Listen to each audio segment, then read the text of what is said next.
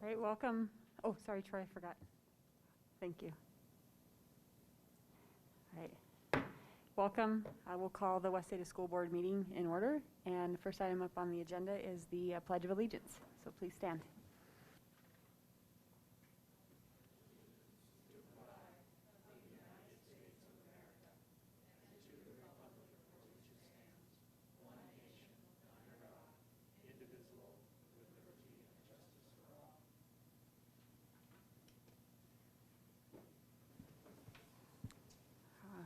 Good evening and welcome to the board. Clerk Newbold, are there any additions or adjustments to the agenda? Madam Chair, trustees, Superintendent Bubb, there are only the patron comments, which we will attach as usual. And then I do need to ask for Mr. Stevens to switch the agenda to the, there we go, thank you. We're good.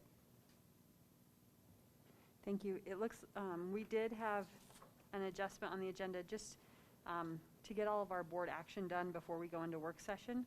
So you'll see on the agenda in front of you, there is an adjustment to move the action around executive session up in front of the work session. And we will need to have a motion to approve the agenda as amended from the board before we move forward. So with that, I would open it up for a motion. Trustee Ozuna. Madam Chair, I would move that we approve the amended agenda. Thank you. Is there a second? Madam Chair, I'll second. Thank you. It's been moved and seconded that we approve the amended agenda as presented. Is there any discussion? All right, seeing none, all those in favor, please say aye. Aye. Chair votes aye. Motion carries 5-0. Thank you. All right, next item up on the agenda is the superintendent's update. Dr. Bubb. Madam Chair, trustees, thank you so much for this opportunity. I'm going to break things down a little bit into our academics, our activities, our athletics, and then I'll go through some of our COVID numbers. From an academic standpoint, we've just completed our first round of district-wide assessments in both benchmark data in both ELA and mathematics. We are in the process of compiling that, and then we'll have a work session on that here in the coming weeks. I want to say a special congratulations. I'm going to mess up her last name, but to Sarah Oosterhaus. She has been recognized by Idaho STEM Action for Indeed's Educator of Excellence. So special congratulations to her. She's a teacher here at Renaissance. And then congratulations to Centennial Boys Swim Team, who were the academic state champions this year. So congratulations to them. From an activity standpoint, we have a lot going on our campuses. Theater performances at our local high schools, choir performances. I'd strongly encourage people to get out and see the talented young kids at all of our schools. From an athletics standpoint, Mountain View High School football team is SIC champions. They just completed their undefeated season, so congratulations to them and good luck to all of our West Ada schools as they head into the playoffs here. Cross country will be Saturday, this Saturday, Eagle Island, and then district swim will be at the YMCA. In regards to COVID, trends keep going in a good direction. FDA is supposed to meet tomorrow to determine their status on the vaccine for 5 to 11-year-olds. Cases currently, as of about 4:30 this afternoon, sat at about 30 active cases district-wide and about 6.98 cases per 100,000. Our hospitals still remain in crisis standards of care with high numbers. It takes some time for those numbers to, obviously, for our community numbers to impact our hospitals. And we are still at a high rate of spread within our community. The last thing I would do is just encourage people to go out and vote on November 2nd. It's upcoming election. Thank you. Is there any questions or discussion from the board for superintendent? Trustee Ozuna. I have a couple. First, I just want to thank you for getting out and about into our schools and onto our school buses. I saw pictures of you on the buses and helping with lunch, serving lunch, and I think that it's incredible that you're finding time to do those things along with the strategic planning and operational issues that you're dealing with. The question that I had for you, at our last meeting, we made a big change to the way that we're doing contact tracing. What's the impact been in our schools, and what kind of feedback are you getting from parents on that? Madam Chair, trustees, first, as far as getting into schools, it's been amazing to be able to work with some of our staff and really understand. It was great to be able to ride buses and understand what what is the day in life of a bus driver? What does that look like from an operational standpoint? What does it take? As we sit and make decisions about busing and routes and all of those things, it's really easy to do. In a building, it's a whole different level when you're on a bus and you get to see where what kids are going through, what bus drivers are going through. We have some amazing stories from our bus drivers. I can remember sitting with one of our bus drivers who's been with us for 10 years, and this is something that she really wants to do. She wants to be able to serve our community. So that was amazing. With our food service workers, they provide an incredible service to our kids. It's not an easy job. I went through it. One day of it was enough for me. I was exhausted, but they do some incredible work for our kids, so I appreciate that. In regards to, and I'm sorry, contact tracing. In regards to contact tracing, I looked at our numbers today. So overall, really, really positive response from our staff. We've done a really effective job of communicating that to staff and to parents when there is a exposure within a class. As far as quarantines and things like that, obviously those numbers are dropping off drastically for two reasons, right? We have fewer cases, so we're sitting at 30 active cases today, but also we're also seeing we're not quarantining those kids, so just being able to go through that. The one data point we don't have, but we've had for about 18, 20 months now are those exposures, because we don't know what those exposures are turning into positives, but we're seeing such a low number of the volume of positives is extremely low right now. Trustee Kofelt? Thank you, Madam Chair. Dr. Bubb, I actually received a question from one of the folks in my zone today, and it kind of goes to the contact tracing. They received an email that the district sent out saying, hey, your child may have been exposed.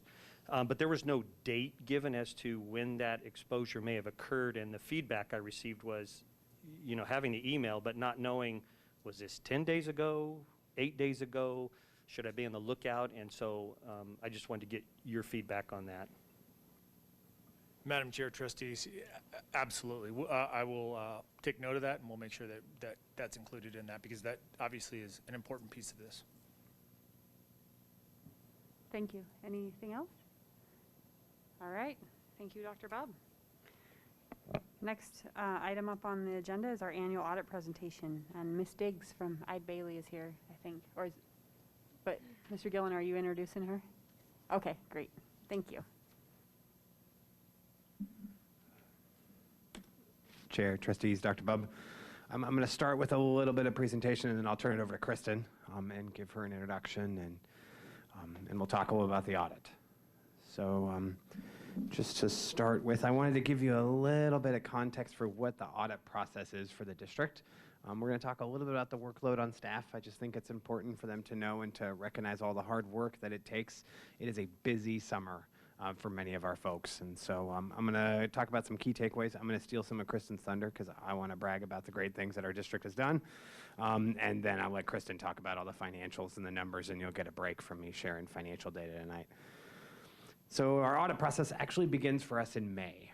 And so what will happen is, and actually even a little bit before that, we'll identify major programs, we'll talk about federal programs, and then the auditor will actually come on site for a week at the end of May, and we'll do an evaluation of our federal programs, and that's really a portion of the single audit. So if you looked at the audit, and as you read through it, you'll notice in the back there was a whole single audit that's basically walking through our federal audit process. And so that process really starts in May, and it goes all the way until now. Right? And so the audit is all throughout the summer. A good thing to really think about and to realize is that in addition to the work, if you remember, that's about the time we're also passing the budget. A lot of the staff are focused on a review of really all of the transactions we've done for the year and evaluating that and ensuring it's going to be compliant and making sure that we correct any errors and things that we've made along the way, any mistakes that we walk through. And so that's a lot of extra work in addition to the current workload they're already doing. In addition, we had some additional federal dollars that flowed through the district this year and will continue over the next couple of years. And so that in itself added some complexities, both to the audit process, which I'm sure Kristen will speak to, but just even to our general operations, learning the new compliance standards and ensuring we're compliant. I would be remiss if I didn't say thank you. First off, I want to introduce you to someone new. So Donna Lee, right here. She is our new controller. And so we're super excited that Donna came here. I have been not a very good trainer, and she has picked up everything extremely quickly. So she has come right in, and even though she was pretty new, she was able to answer auditor questions. She was able to pull reporting. It was a huge help to our audit process. So thank you, Donna. We're super grateful. In addition to a lot of the work that's done by the controller and myself, all of the staff are really affected by the audit. So even though you may not directly be involved in the audit process, indirectly you are, because during that summertime, you take on a bunch more work, whether you know it or not. That work still has to get done, and it gets passed around to different people. So I'm just going to give a thank you to folks like Gloria Rowland and Melissa Billister, Pam Holmes, Tammy Shappy, Janice Burgess, and Jen Brown, and of course Donna. All of those people took on extra work as part of the audit, so I would be remiss if I didn't say thank you. Key takeaways: we had unmodified opinion, so that's a clean opinion. So again, a great job by the district and by the financial management. You are going to see a reduction in fund balance. If you remember when we talked about the budget process, we talked about the fact we were going to be doing transfers. And so we talked about, we weren't sure exactly how fund balance was going to look, but we were going to start setting aside dollars for those IT and those textbooks. We were able to set aside roughly, I think it's around 7.7 million. We also had some additional reductions just in our fund balance that happened this year. So 6 million went aside into a reserve for IT technology, and 1.7 went into a textbook levy reserve. So that's why the major reduction you'll see in fund balance. I still anticipate on the general fund side we'll maintain all of the requirements associated with the board requirements and maintaining our fund balance percentages. I'll continue to monitor and evaluate that throughout the year to make sure we still hit that. And then the single audit, which again took on some additional complexity this year with all the dollars we received, we had no findings. So I'm always really proud of that as well. Now Kristen's going to come up. Kristen and I have worked together for way too long, so she's got an opportunity to work with me more than she probably likes, but we're really lucky. I just want to tell you to have Eide Bailey as our audit firm. They do a fantastic job, a great firm to work with. I've worked with quite a few, and they're one of the best. So with that, Kristen. Kristen, welcome. All right. Well, gotta lower this a little bit. All right. Well, thank you, everyone, for the opportunity to present in front of you today. Like Jonathan said, I'm here to present the audit. Not a very exciting topic, but we'll get through it.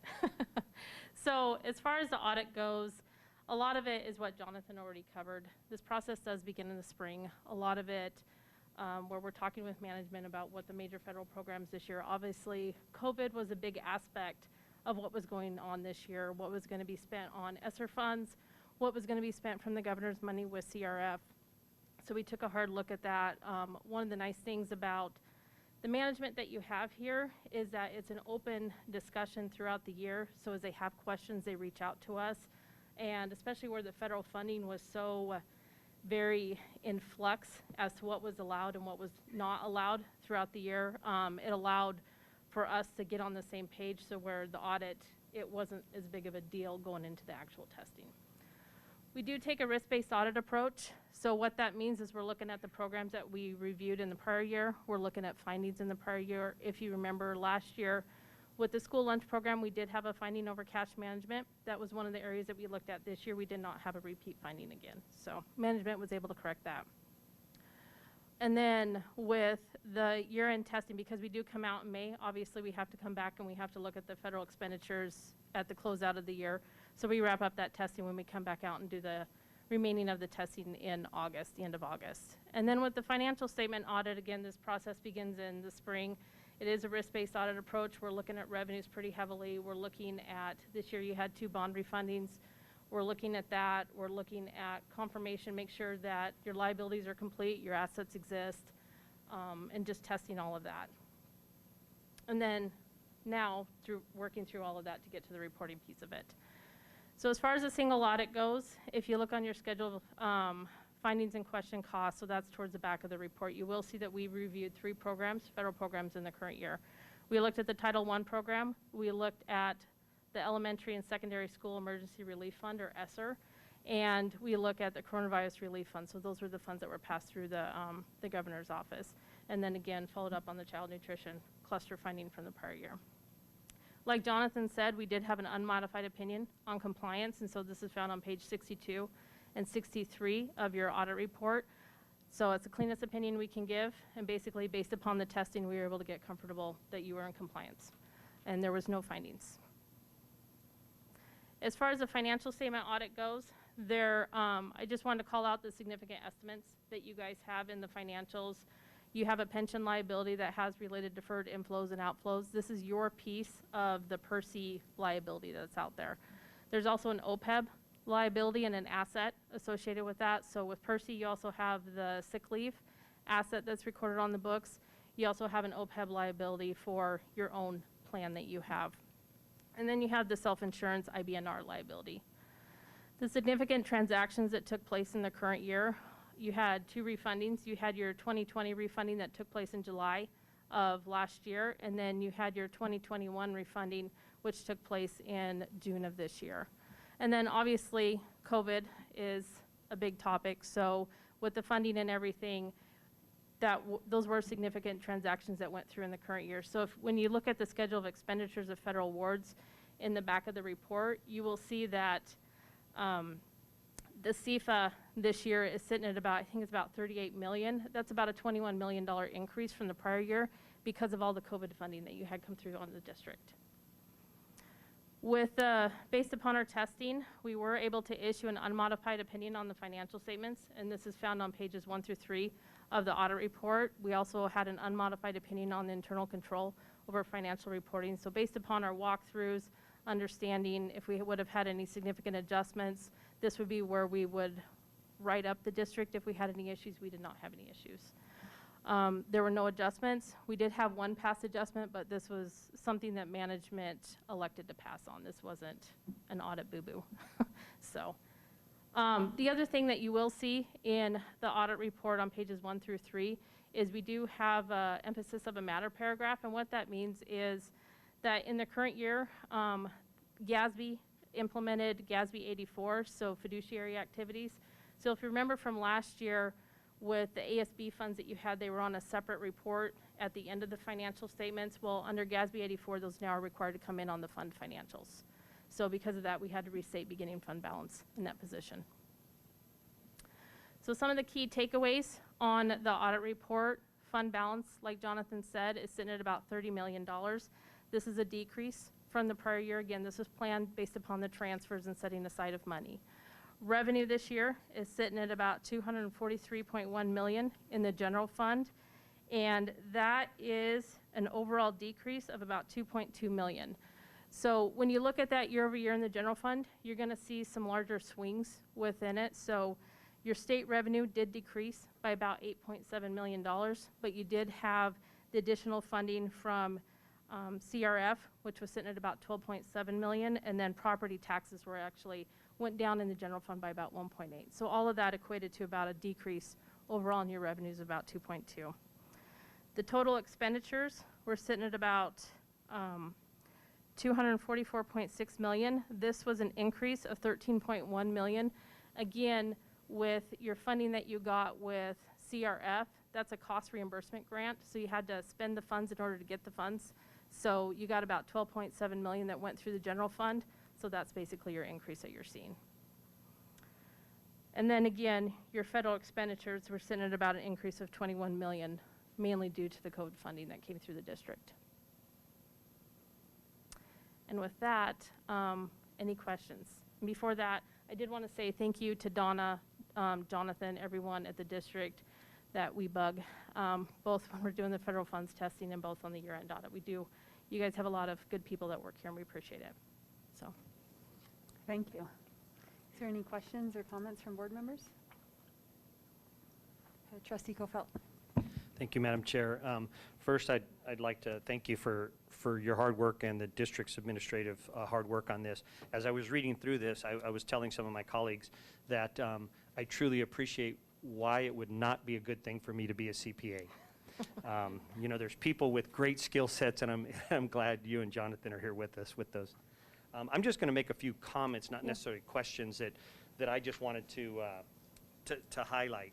And one of them is, in the audit, it shows that we received about $50 million in federal funds through the various sources.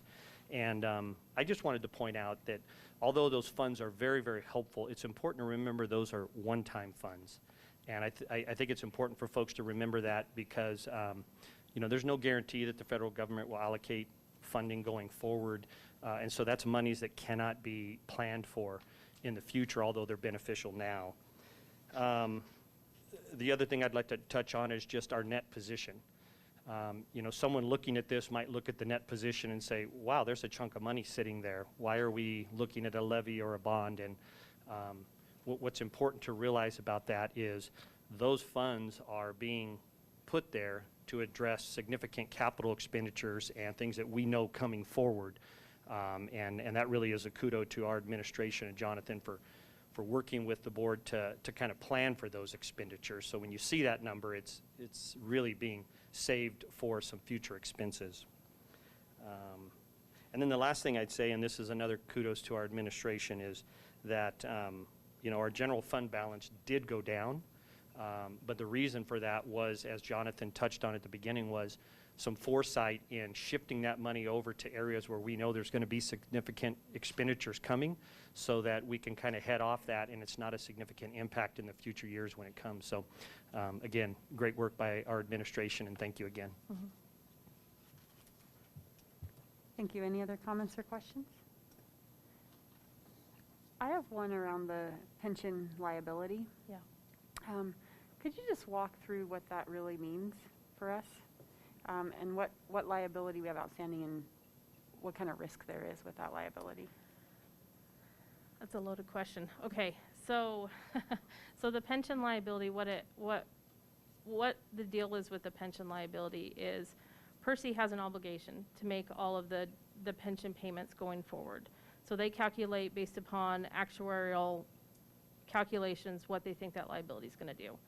And then based upon your contributions, the district's contributions into the plan, they go and they allocate that. So I think you're sitting at about, I want to say it's like 12% or something like that. So you're sitting at, Percy, 12% of the liability, they would say essentially the district could have to come up with if Percy were to fail to make good on those payments. I will say that Percy's one of the best funded pension plans that I deal with. If you look on the required supplementary information, you will see, let me find the page.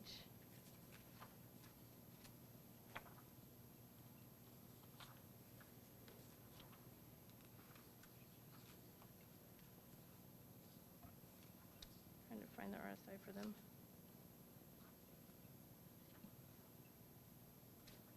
Is it 56?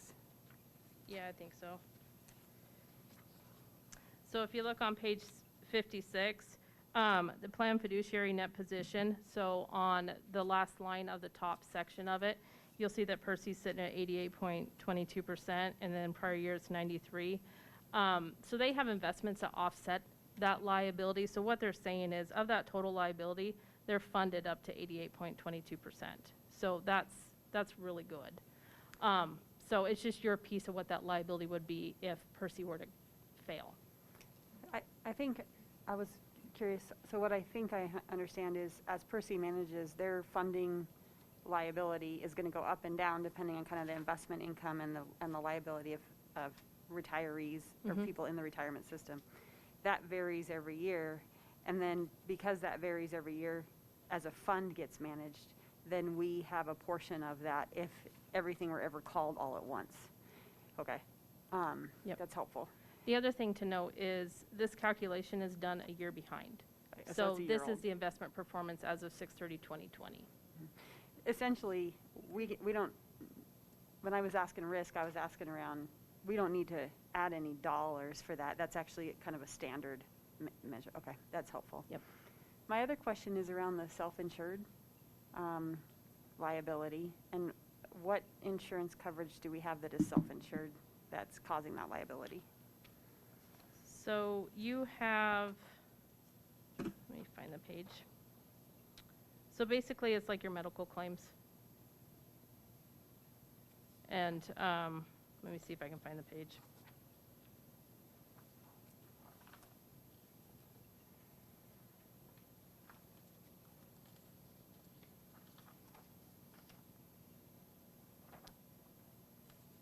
So you basically have your medical claims, I think, that are sitting through there that they go through, and it's the incurred claims, but they haven't been reported yet, so it's usually has like a 60-day run out, so we go through and calculate what the potential liability would be on it and record that. Okay, thank you.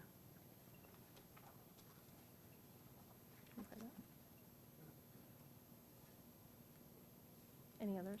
Any other questions, comments? All right, thank you very much. Thanks.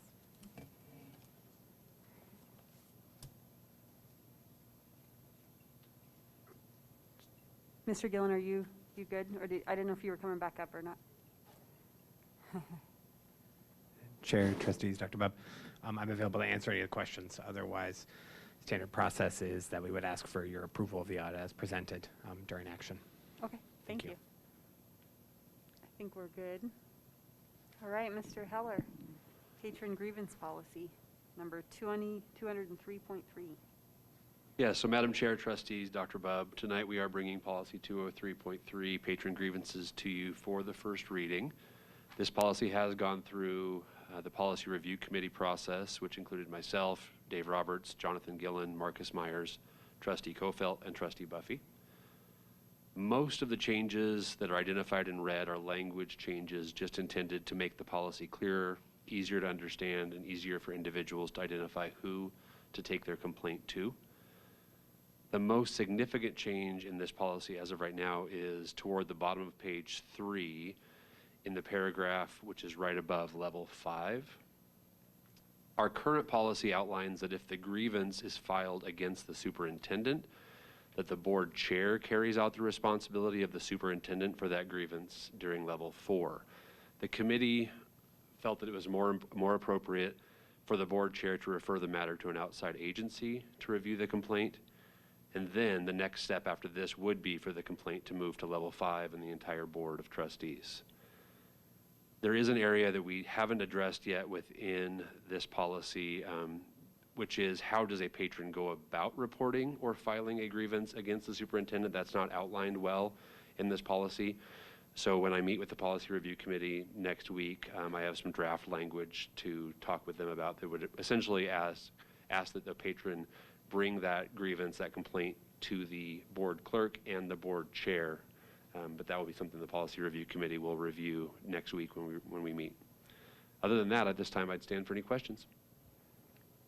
Thank you. I believe trustee Buffy and was it just you or was trustee Kofelt on the Kofelt? I'd open it up to you two first to have, if you had any kind of additional information you wanted to add or thoughts you wanted to add as we go through discussion. Trustee Buffy. Thank you, Madam Chair. So the component with the investigation being conducted by the chairman, I thought personally that was a conflict just because the last level is the Board of Trustees, so the chair would also be a part of the discussion and decision related to that complaint. So that was the reasoning why for the adjustment, the change. Great. Trustee Kofelt? Yeah, thank you, Madam Chair. Just food for thought, and I'm not sure if this is the appropriate place to do it, but one of the things that's not addressed is if a patron brings a complaint against any individual trustee, and what is the process for handling that? And so I guess my question would be is that an element that we should include in here, or is there a better place to include that? In kind of thinking through that, I didn't find a better place to include that, but so perhaps this is the best place, but I'd open it up for thoughts. Thank you. Thoughts? Trustee Klopfenstein. Thank you very much. Madam Chair, I would actually say that probably going over to, I think it's 200 for going to maybe adjusting one of those policies might be the better place for this, since this is more really towards school officials and the school process. Thank you. Trustee Ozuna. I was going to suggest looking at the policies that are in the 200 level as well, but maybe when you guys regroup as a committee, you can look at that, and if it makes sense there, then look at it, and if not, we can look at it in this area. So, Madam Chair and trustees, I just would remind everybody that this policy is in the 200 section. This is 203.3. So this would be, I think, the appropriate place. We just have not outlined that in the past, but this is a 203.3 policy, so it's in that 200 Board of Trustees section of our policy manual. Thank We you. would definitely bring that to the Policy Review Committee next week to add some language regarding that. Thank you. Yeah, I think it'd be helpful. Any other comments or feedback? I have one. Oh, Trustee Ozuna, go ahead. The only area I wanted to ask about is if a grievance is against the superintendent, would it make sense to go to an outside agency first, or would it make sense for it to go to the entire board first? And then if the board had a conversation and decided that they needed somebody else to be involved, wondering if those steps are backwards. That was going to be my comment too. I think, I don't think the chairman should hold that responsibility by themselves. I think it's an action, should be an action of the board to take it to an outside entity. Still can go to the board, but it might, it just makes sense that the full board would make that action and not just one person. So, Madam Chair, trustees, I would say we could change language that if the grievance is against the superintendent, the chairman of the board, or the Board of Trustees, or maybe the grievance will move immediately to level 5, the Board of Trustees. I don't know if that's how you want to do it. When it's against the superintendent, we have very little levels of due process built in. Any other employee, there's 4 steps of due process before it gets to the board. And I do think that was what Trustee Buffy was hoping to do, is some level before the entire board had to review it. But I'm open to anything that the board would like to do on that. Trustee Ozuna? Mr. Heller, how do other districts handle that? What's best practice in this case? I can do some research on that before our next meeting, before our board review on this. This came out of our board policy review team, and we made those changes, but I can certainly do some investigation and bring that to the policy review committee. Great, thank you. Yeah, and just to add some thoughts to that, I think just process-wise, if the complaint comes, so in a normal employee due process, I believe the complaint comes into, but it doesn't come all the way to board. We can only meet in executive session on this stuff, but it could come through executive session for review and decision and then an action outside of it, not without having to go clear to level 5, which is, you know, a written decision. So Right. it can be just action for investigation, maybe instead of action for decision. And then one other consideration, and as you kind of look at how if we add a patron grievance section around the board, is with the employment, there's a different action than there is for elected officials. And so I think that's one thing we really got to be clear, if we're going to put that in the same policy, the different decision actions that are available depending on the type of patron grievance. Madam Chair and trustees, I can reach out also to ISBA to get some language in regards to how that's typically handled and when it comes to the Board of Trustees. Thank you. This might be a question for Mr. Roberts, or I don't even know, how have we handled complaints against trustees in the past?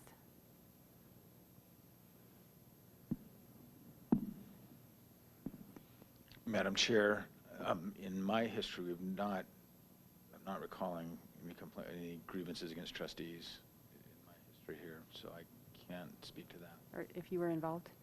I know we had some when Dr. Randalls was here, but I'm not sure how we handled them. So, all right, great. Sherry, were you aware? Madam Chair, I'm not aware of any, but I could also do some research and see how that was handled, because I do have all the executive names of who we met on executive sessions. I can't recall right off the top of my head. Okay. I'm aware of at least one other than last year, so. Last year, okay. I can research and see how we handled that if you'd like. Okay. Okay, thank you. Great. Any other questions, comments, thoughts? All right. And feedback. Thank you. All right. Next up on the agenda is the action item for the annual audit as presented. And so we're looking for some action to adopt it, or deny or amend or modify, however however you choose. So with that, open it up for motions.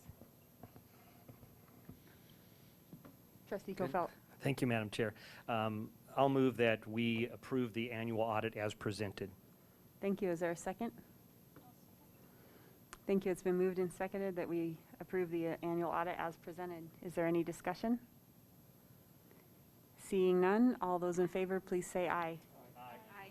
Chair votes aye, motion carries 5-0. Next item up on the agenda is the consent agenda. Is there,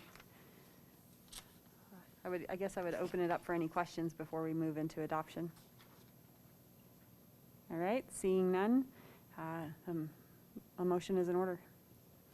Trustee Buffy. Thank you, Madam Chair. I would move that we adopt the consent agenda. Thank you. Is there a second? Madam Chair, I'll second. Thank you. It's been moved and seconded that we adopt the consent agenda as presented. Is there any discussion? Seeing none, all those in favor, please say aye. Aye. Chair votes aye, motion carries 5-0. And now we'll move into the action item around executive session. And we need a roll call vote for this, so I would open it up for motion. Trustee Buffy. Thank you, Madam Chair. I move that we enter executive session per Idaho Code 74-206 1B to consider the evaluation, dismissal, or disciplining of, or to hear complaints or charges brought against a public office, employee, staff member, or individual agent or public school student. Thank you. Is there a second? I'll second. Thank you. It's been moved and seconded that the board move into executive session. Again, this is a roll call vote. I'll start at the end. Trustee Kloppenstein. Aye. Trustee Kofelt. Aye. Trustee Yozuna. Aye. Trustee Buffy. Aye. And the chair abstains. Motion carries 4-0 with 1 abstention. So with that, we'll move into executive session.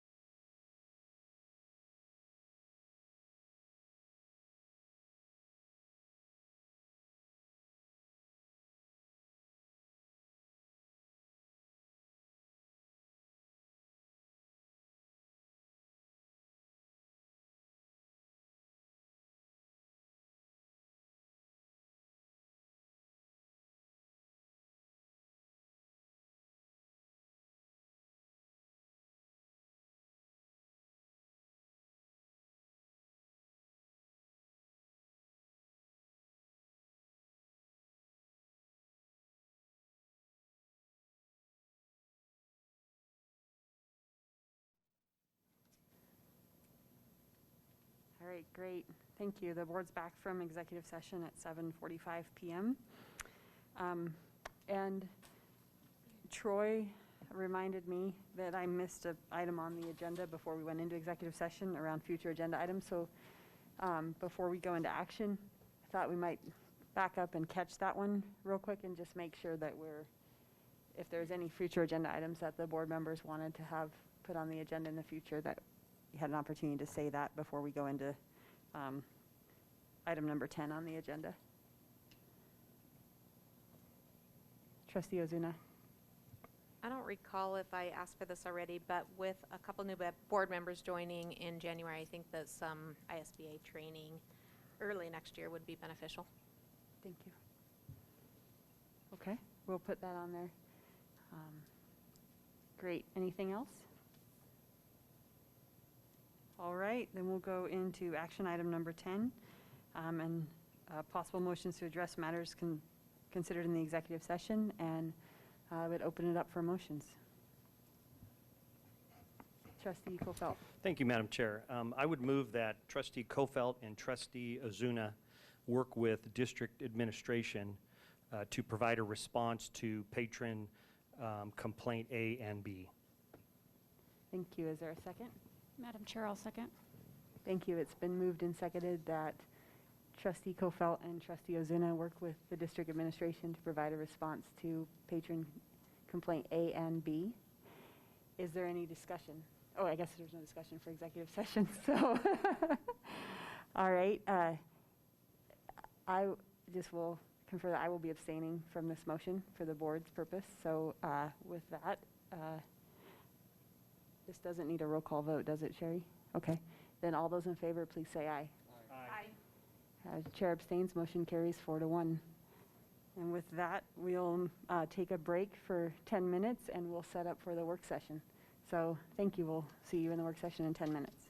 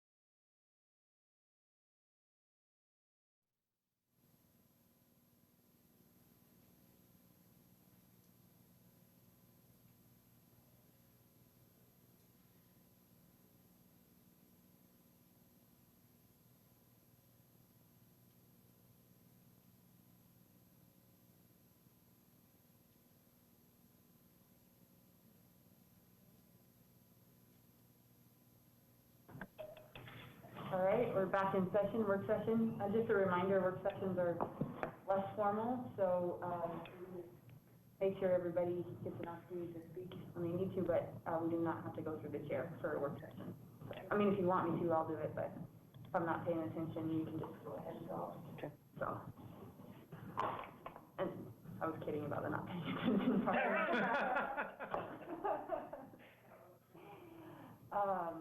All right, so when we met last time on this, we met in the offsite around formalizing board operational protocols, or we've got term procedures up here, around just how the board operates, because I think I'm the, well, sort of trustee, before Trustee Kofelt and Trustee Buffy started, I was the newest board member. And when I started, I think I had talked to him at the time, some of these rules feel like they're known, but I don't know where to go find them and look at them. And so just how the board operates. So we got thinking, let's get this stuff documented, and we tried it a couple of times, but finally actually we got to a good spot this summer around using a model out of North Dakota as a starting point. And so this document up here is a compilation of the feedback that we gave in the board offsite. I will say that having had a second time to look at it, I think there's probably some more feedback to give, just because at that point we had just saw it in those 2 days, we didn't have a chance to digest. And then I know everybody got it on Saturday and maybe didn't have as much time to digest here too, so this doesn't have to be first round. It's work sessions, we can get more feedback in. But so I think what we do is we just start walking through this. It's about 8 now, so I would just say probably by 2-hour mark, if we go that long till 10 o'clock, is probably time we should call it quits, even if we don't get through. We'll just keep coming back to it. But I'd like to get something in place, in documentation by Jan 1, so that we have, and we have, I think, 2 more board meetings between now and then. So, at least scheduled. So, just kind of a heads up on kind of process and path forward. So, with that, maybe Mr. Heller is projecting on the screen, and maybe I'll just start us through. If we go to the table, we just disconnected. Oh, not sure shut you why. off. Okay. Give him a minute. I'm going to pop down. I also just printed those off. Okay. Yeah, that's right. If people want to take notes. How many more do you need? You know what, take, hear that copy. How many more do you need? You may. I printed 3 copies, so Okay. hopefully it's printed out there. I don't know if it's connected to one of these. If I would ask if you will take notes as we go and then provide the board after tonight, then maybe tomorrow or the next day, an updated version based on today's feedback. I think if we can see it within a day or two, it really helps to just remember what you're talking about. Take it on here and change it? If we can, but I'm afraid that that might be a lot for. We'll see how it goes. Yeah, so I'd say maybe both, like handwritten and. Yep. Yeah. Yeah. Yeah, we can start the discussion and. Well, let's go back to table of contents. Sure. I have some thoughts on just table of contents, or just some quick feedback on it, but I want to open it up for anybody else on this piece of it.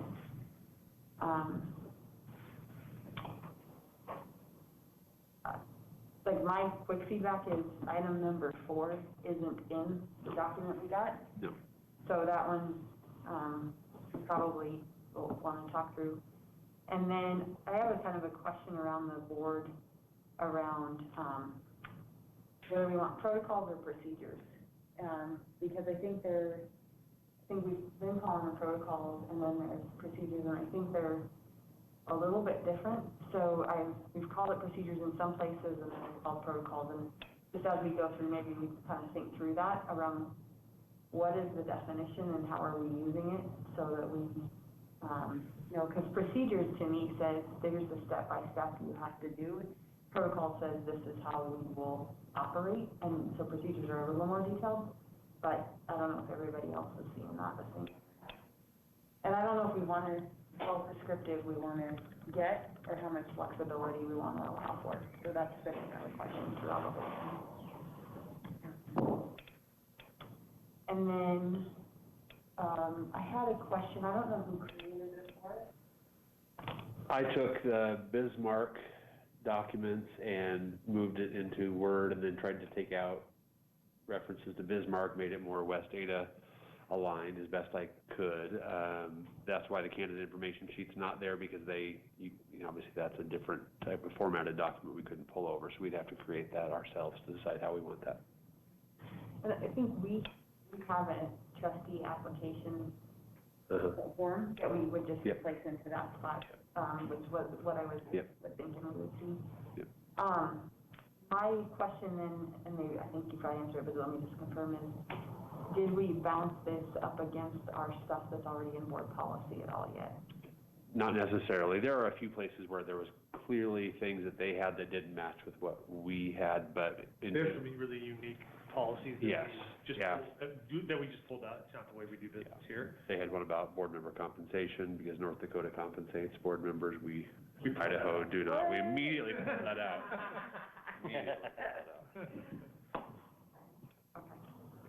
So, and then just, it'd be really nice, this is silly feedback, but page numbering. We can, I think once we know that the content's right, we would actually turn it over and have this produced in a little bit better way, where it's a little plain right now, so we would have our communications department probably do some work to make it look a little bit better. So if we go into the first section, which is West Ada School Board operating protocols. So this is, and I don't know, is this a section that came out of North, or Bismarck? No, we pulled these from a bunch of different districts that just tried to come up with a list of at least a starting place when we talk about protocol specifically. Right, if you wouldn't mind, could you governance and leads kind of really shouldn't be a bullet point, right? It's more of a, right? Sure. I mean, it's more of a role, right? I kind of took that as you were trying to create almost like a mini header. Yeah. Sure. Yeah. So maybe just backspace there to pull that bullet off? Yeah. That's not going to let me do it the way we want to, but we can do it. Are you going to word school? Yeah. But Dan out. Yeah, we'll get it moved over, at least so we have it, but I hear what you're saying, yeah, we can take that out, so it's not a bullet, it's more, this is the overarching component of it. Exactly. Yep.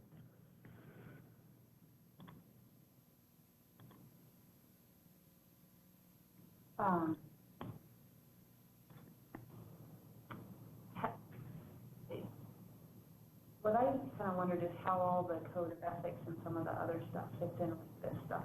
So, because there is some duplication, and then some new stuff, which the new stuff I understood on, but the duplication was the one that was, so anyway. Where do you see that? So duplication around listening to patrons, we have that in our code of ethics around listening to all patrons. And we have some, stewards of the tax dollars. So those were the ones where I wondered if we wanted to put how the code of ethics fits with this piece of it. I was thinking we would not want to duplicate, but we wanted, maybe this would be more descriptive of the code of ethics. So, but the code of ethics is what we'll do, and this is, because for this piece, this is how we'll operate, so this is our how, even though everything else is typically the district how, this is our how. So, so if we were, when we say, that we're going to represent or provide or allow for the public review all public information, how are we going to do that? What's our processes or our protocols that we want to make sure we always adhere to make sure we get good public input? What's the, when we say we want to represent the needs and interests of all children and all school districts and the taxpayer dollars, I feel like that's bigger than our that's part of our ethics and our, statutory responsibility and all of that kind of stuff. So, I wondered if there's a tie to say, here's our statutory responsibility, here's our code of ethics, and here's how we're gonna ensure that we do those things. So, so if we're, good stewards of the taxpayer dollars, we're gonna review the budget, annually or biannually or whatever that is, in our board meetings. I don't know, I felt like we had some, not telling anything, No, or like some duplication. When I first, I totally get what you're saying, Amy. When I first read this, I kind of, at least this first section, I'm probably not going to use the right word here. I kind of looked at it as a 30,000-foot mantra, if you will, as far as the goal. Now, obviously, the meat and potatoes are laid out in our statutes, our policy. This was kind of like a 30,000-foot level of what our, trying to think of the right word, what our organization, what our goals as a board should be. But I see what you're saying, that if we were going to use this as a document, you have a new trustee coming on and you were to hand them a document and say, hey, yeah, there's policies and stuff, but this is a good framework that'll get you started. I can see where a little bit more refinement, but when I first read this, I just saw it and thought, hey, this is good, overarching 30,000-foot. What are we about it as a board? With that vision, Rusty, does it make sense to put the code of ethics right into this document?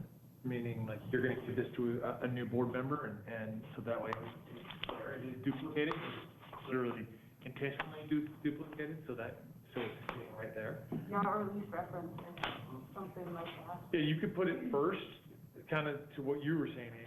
You could put it first, like, these are our I don't want to say have to do, but these are our ethical. Yep, exactly. And then it breaks down. This is kind of how we do it. Maybe something, I'm not sure what the language would be out of that, but here's our statutorily, this is what we're charged with, that's there. And then after that could be, and here's our code of ethics, maybe before these pieces. I don't know if that's. If we're looking at this as kind of a orientation packet, if you will, welcome to being a board member, or even a reference handbook, no matter how long you've been on the board, it might be good to have the code of ethics right there, so you can glance at it. Yeah, that's a really good idea, because we only sign that annually. Yeah. But if we were to have a new board member come in the middle, I don't know if you got it, That way, everybody gets a notebook. It's part of that, and you'll have to write that. I say, Sherry, don't you have people sign it once they? Yes, when I swear you in, you sign the code of ethics. Oh, you do? Yeah, So that's so when I how swear in a new trustee in the middle of the, Oh, good. I have you all, and I always make sure you re-sign it again. And Just keeps kicking us out. It doesn't like any of these. I think you, at least, so I think the process is the same, but you sign the code of ethics and you say, yeah, I'll do this, and then you never see it again. You don't know how it actually plays out. So unless you go back and, there's just not one spot to reference kind of what your responsibilities are as a board member and how we're going to act as a team anywhere right now. So I like the idea of at least, if not putting it in, at least referencing it. And just so, and then making sure we bounce them up against to make sure that we haven't missed any or we haven't gone past where we were.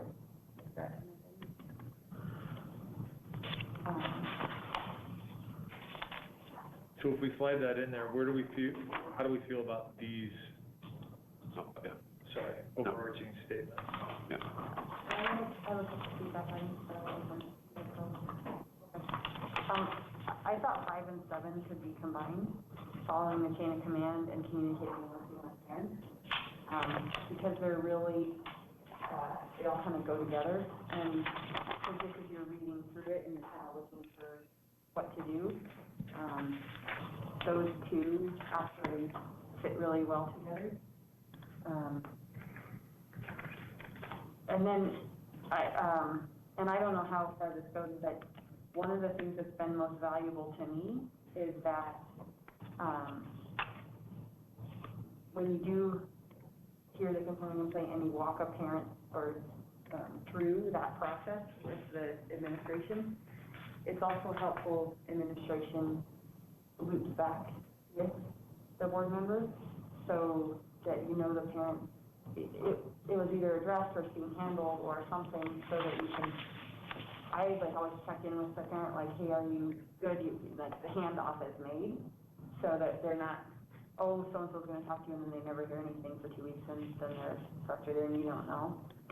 So in section B, where the superintendent will contact the individual and have responsibility, or you speak to him, I think it'd be helpful to put follow-up or something around kind of board member will be kept in the loop around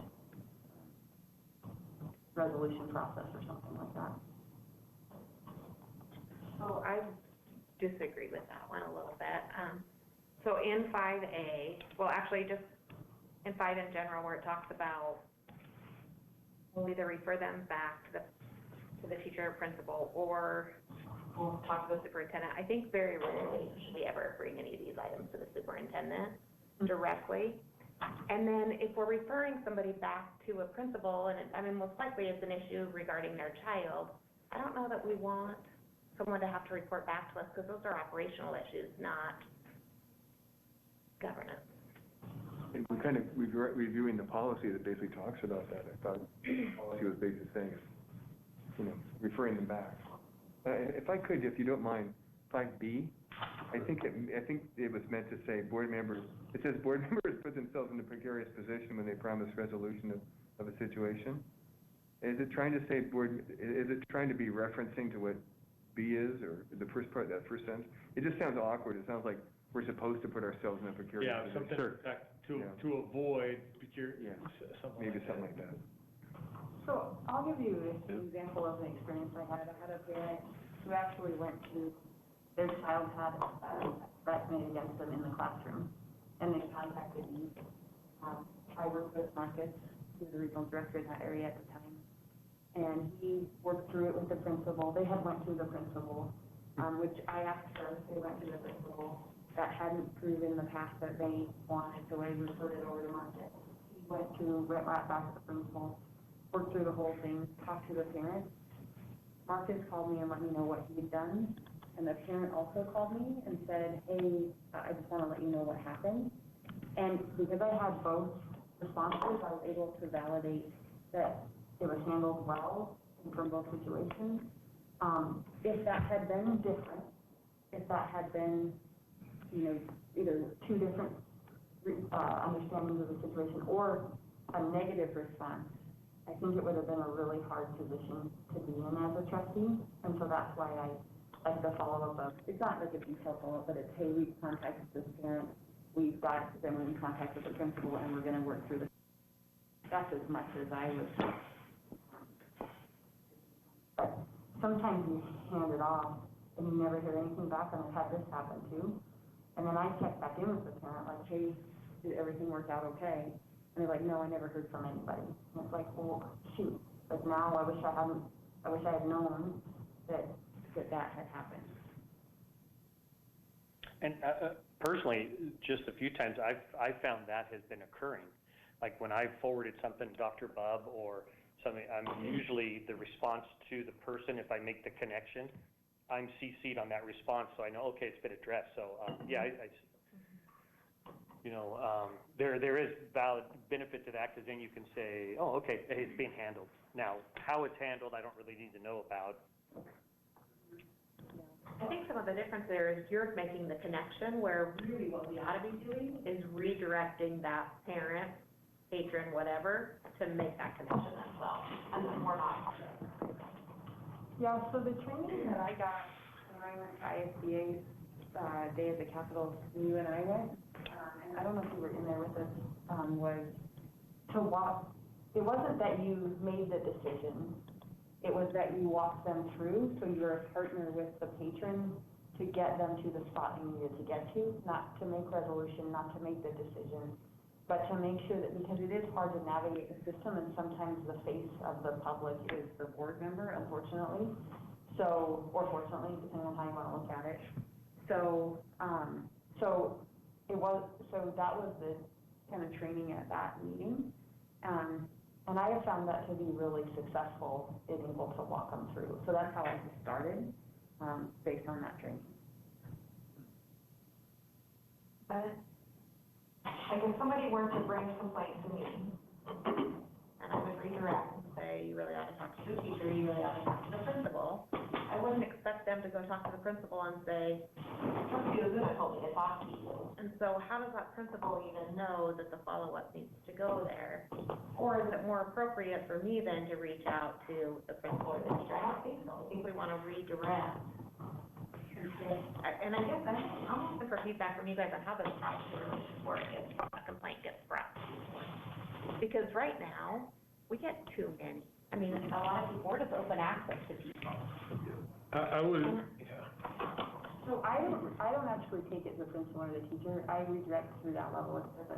I usually ask, have you had a chance to talk to your teacher or your principal first before I ever walk past that point, because that is the first. But it's usually, if they have and they haven't felt satisfied, then that's where I get a little concerned. So generally speaking, the process and is totally up for discussion, but generally speaking, when I get forwarded to me, Rusty gets a complaint, he forwards it to me and says, hey, this sounds like an operational issue or something. He doesn't know who the principal at Eagle Middle School is. And so he sends it to me. I look at the concern.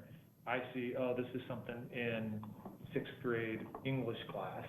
I will send it to Mr. Giannetti and say, and I will copy the parent on it. I will copy Rusty on it and say, Mr. Giannetti, it seems as if you're probably the most appropriate person to answer this patron's questions. Could you look into this? And then that's usually kind of where that stops, and Mr. Giannetti would then address that. So in that case, that means all complaints that come to a trustee get sent to the superintendent, not redirect them to the lowest level possible to work on. Is that the direction? I usually redirect. I mean, what direction should the trustees take? I mean, do we direct to the lowest level, or do we send it to you and then you have to handle all those? Because keep in mind, the numbers of these are increasing. I would, I think about where policy 203.3 comes into play, which is really kind of outlining, it's not somebody filing a formal grievance, but somebody has a complaint. We, based on policy, say it will be referred to the lowest level. So typically, if I get one, my first question is always, I think that's what Trustee Johnson said, is, have you spoken to the teacher? Because that's usually what it is. Like, I have an issue with my child's teacher. Have you had a conversation with your teacher yet? Well, no, I haven't. Because that's kind of where you need to start. But that's not often what happens, right? They skip 3 levels, right? They're going 3 levels up. So, yeah. Sometimes the complaint isn't, well, at least a lot of ones I get aren't the teacher. It's usually school operations. So, somebody in the administration at the school, maybe, but yeah, I don't know. I do think it is hard to send them all to the superintendent too. So. And we're getting more and more regarding curriculum and lefties. It's actually kind of going along with that line. This is a good example was one gentleman, by all known, who he had an issue with a teacher, I guess, in Meridian Middle School, and it was like this issue, and then this issue, and then this issue. It was like 6 or 7 different complaints, and it was constant. He'd come, driving back to the lowest level. Yeah. He'd rise up, and then constantly doing this whole thing. And it's just almost enabled, in my view, And so, yeah, and I'm sorry I didn't go to that training that you went to, but Well, No apology needed. But maybe it would be, I have to admit, I do agree with your point as well. It's neat to be able to follow through that resolution, so maybe there's a little. It sounds like you're asking more to just know that it has been addressed by whoever, not what was the resolution, not what was but the ball didn't get dropped. Yeah. Which is essentially what you're asking for. So I think there could be something, to Renee's point, I just don't know always that the person you forward it to knows it, or that you refer them to knows that they need to follow back up with anybody. So that's I also usually let the principal know, just so they know it's coming their way. Just to bring them surprises. That's just. It's a really good idea putting that in here because it's like, it is this fine ground, right? And a trustee can go too far one way or the other. You can be dismissive, or a trustee can be too overbearing. Yeah, it's good to have that more clear. I don't want the principal to hear trustee Johnson said we can help you with this, but that's not the goal to me. The goal is like, I want you guys to have a good conversation about what the concerns are and figure out if there's a way to address them. and to be honest with you, I kind of want to be in the loop on those. It takes me 2 seconds to send out an email and say, hey, can you look into this? That's a good question. Would you prefer that maybe rather than you having to be in the loop on those, that the region director is put into the loop on those? So it's not it feels like at the highest level as opposed to the lowest level where maybe the trustee includes the region director in that. Maybe, I don't know, that's just a thought. Avoid having your inbox get inundated enough. Right, because it's possible it goes to the grievance process. Correct. You've already involved the board and Yep. the superintendent. I mean, Yep. you started at the top. And Correct. Maybe you And guys kind could of take get a stab at looking at 5 and 7 and maybe some kind of good questions for board members to like what does really follow the chain of command look like if you're a board member? Right. What does that look like? Because that's, I think, would help the protocol of how we operate and maybe make some suggestions for that. Because we have followed the chain of command, but when you're a board member, what does that really mean? Like, how do you make sure that we support following the chain of command and we support the board role, which is being the public, and we say that later on in here about being the public service, serving in the public's interest, right? So we need to be able to do both, support the process and serve in the public's best interest. Yeah, I wonder if that becomes B of 5, and then C becomes that last piece of. Right. Or does it just replace that? Potentially. Potentially. Chain of command. Yep. Will you guys look at Yep. it? Or is maybe I can look at it?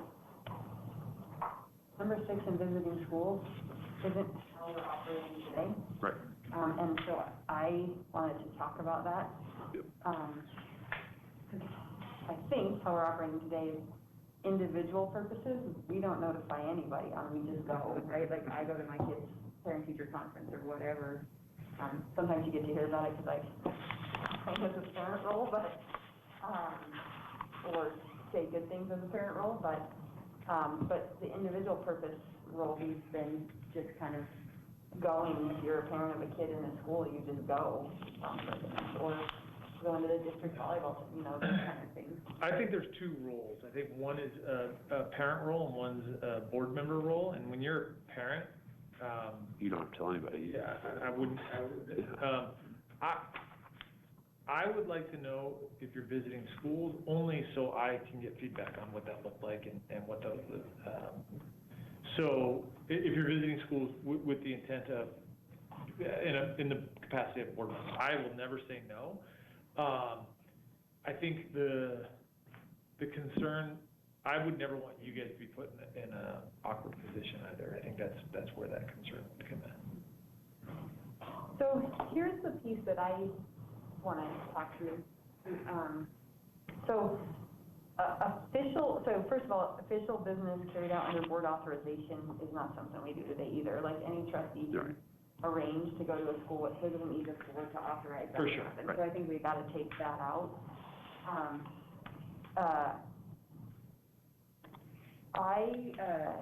so I think about this last year when we were setting kids up to get back in school, I just wanted to see what it was going to look like. Mhm. Like, I didn't want to feedback or nothing. I just wanted to see, like, how is this going to work? How are you going to move students through? What are those kind of things? But I have some assumption that building leaders let their regional directors know if a trustee has asked them to come sit in a classroom or come see something. Is that not a procedural piece of? I don't know that always comes back. I think it's just easy. I would like that to be a quick email, and it's not a permission thing. You guys are always welcome at any, just, hey, I'm gonna go over to Mountain View and see how, and I get it. I absolutely understand that, and I would expect, I think it's really good to have board members on campus. Hey, I'm gonna be over at Mountain View today. I'm gonna meet with Scott for a little bit, and we're gonna walk some classrooms. Awesome. Yeah. I just remember when we had the ISBA training, and that training provided told us that board members absolutely needed to let the superintendent know anytime we intended to visit the building. I think me and Rusty You outed got yourself. our hands, yeah, we got our hands slapped. Yeah. I think the danger zone is this, and here's the danger zone, and it just becomes this. I, as a building principal, Derek Bubb, call Rusty and say, hey, why don't you come out and visit my school? And Rusty comes out and he says, oh, this is great, I'm gonna come visit a school, this is tremendous. And I corner Rusty in the office and I go, do you know what Superintendent Jones is doing to me? He's doing this and he's doing this, and now Rusty's in a really awkward position. Where if there was something going on, I could at least give you a heads up, hey, just so you know, there might be some personnel issues there. Enjoy your visit. I'd love to get feedback on it if you have it. And I'd never say no, but I think it just avoid, if there is something that you may need a heads up on, I can always have that conversation. I totally get that. In my fire chief capacity, I struggled with my fire commissioners doing this into the fire stations, and I asked them repeatedly, just let me know. Because they would go into the station, exactly what you said, and then the folks in the station would, start talking about, well, we need this and we need that. And next thing I know, I'd get a call from the commissioner, and it's like, there's a piece missed there. And so, no, I get that, and I would support that. Now, the parent thing, yeah, that's a different ballgame, but I think giving you a heads up is important. Yeah. So I think our A and B are really an official visit, just notify superintendent of the visit. And then unofficial visit, which I think is parent role, or maybe you're volunteering at a fun run or football game or whatever. I was going to say, or even if you go to an athletic event, to me, that's an unofficial visit. You're going It's a community event. You can go to those anytime you want. Yeah, yeah, I don't want to make it feel like it's being. Yeah, so unofficial or I like how they say for individual purposes. I think that makes it non-board capacity, then just go. So I think we outline that. That's pretty good view, right? So you're saying cross out number, or cross out B altogether, right? Because that's for individual purposes. They're Yeah. saying that we must route that. I don't even know if you But- need B. You don't need Right. to. I think we replace A with notification, and B is the individual purpose. So I don't know if you want A, official school visits by board members will be carried out with the full knowledge of staff, including the superintendent. Is that enough? No, I would just say with. This is not going to let me with project, so. Notification, I would just say with notification to the superintendent, because ultimately it's up to the superintendent, it's the responsibility of the superintendent. Notify staff. Yep, got it. Well, usually I'm not going to be able to do that. at least in my experience, principal has to use the first person to talk to with Greg. Yep. That's like, hey, Yes. I'll let Eric know. Yep. And then I think it's good to put the individual purpose, because we've had that question so many times. This individual purpose, like attending a sporting event or volunteering in a classroom or acting in a parent Yeah. role. And we could use those examples as good examples for people. But you're saying to scratch the must route their request through the superintendent, right? Yeah. Okay. Yeah. Well, and what seems like plays into this, I've gotten some emails already about a school doing a trick or treat thing and inviting me to it. Yes. That would be good to let you know, because Derek might say, hey, I'd like to be there with you too. or Yep. something. Yeah, because I've got a couple of those recently at schools about, hey, we're going to be doing this, we'd love to have you. Also, if there's going to be a quorum, that would need to be posted as well. That's another good reason, yeah, absolutely. So, so 7, we talked about 7 and 5 and on 8, I strike this. we talked about this like 5 times in this whole thing, and so I really wish we had this in one spot. So I do think on 8, we need to actually put that note to like, hey, let's, in the protocol section around board meetings and patron comments, let's, I think we could just handle it in one spot and just say, for patron comments, see this section or something like that, if we wanted it in this section of it. Wherever it says notify the superintendent, I have modified everywhere that it says that, notify superintendent and board chair and clerk, because that's been our protocol. Yep. So that's one of those find and replace items. So for 8 in general, are you thinking we just want to remove that particular section, or do you want to change that? I think we want to change that to refer to the section in these protocols around school board meetings. Because our public participation at board meetings will follow the protocol. It's number 9 in the handbook. So. If I could say number 8 is just, it's like 2 items in. Yes, it is. It's not. Yeah. Yeah. I didn't like it either. So are we scratching 8 altogether? I think we're referring it to, so I think it's good to say to be efficient and effective long board meetings will be avoided.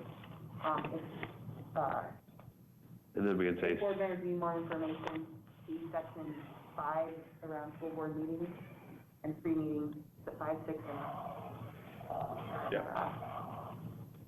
public participation of board meetings, and 5, 6, and 9, I think is what they are right now. Around school board meeting operations, free meetings, and public participation of board meetings. Just refer to it. You could scratch it all together though, too, but I just like saying long board meetings to be avoided. It looks good in writing. Well, it's nowhere else in the document, so it's a good thing to kind of add, this is how we plan on operating, because one of the things you get a challenge on is where you're not having either the public comment periods haven't been long enough, we don't have them, or all of these things, and there are more than one way to get public comment, and there is a point of balance between making good decisions and having 5 or 6 hours of testimony. So I think since our goal is a business meeting, for the board meeting, that piece is a good thing to just say we will try and live by when we can. One of these sections is the school board meeting, so maybe we can put it right there. Yeah. That's what we got. Gotcha. Strike the whole thing out. Yeah, I'm taking notes on here, Sherry, so it'll be between your notes and my notes, we'll get it captured. On number 9, any feedback from anybody else on number 9? Best practices is kind of vague. Take it out. Or just reference what those best practices might be, like ISBA best practices, something like that. You could just add the term industry best practices. I mean, then that's ISBA, that's, our industry, what are the best practices? I like that. I added, besides public input, administration input. I was gonna say, we're missing that. So,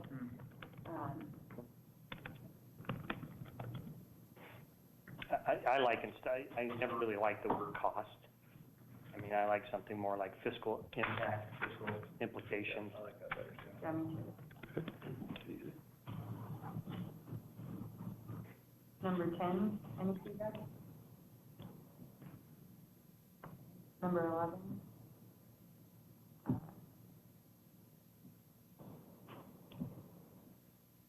So this is again, I think number 11 actually and number 8 and the board number, the pre-meeting preparation and the school board meeting operations, we're saying the same thing, which is if you need more information, you go down this process. And I just think we need to figure out how to say that once and say it really Yeah, well. we can say it well in 8, and then maybe don't need 11.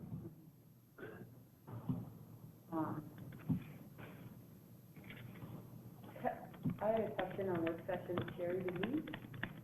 Have we taken action in work sessions before? Okay.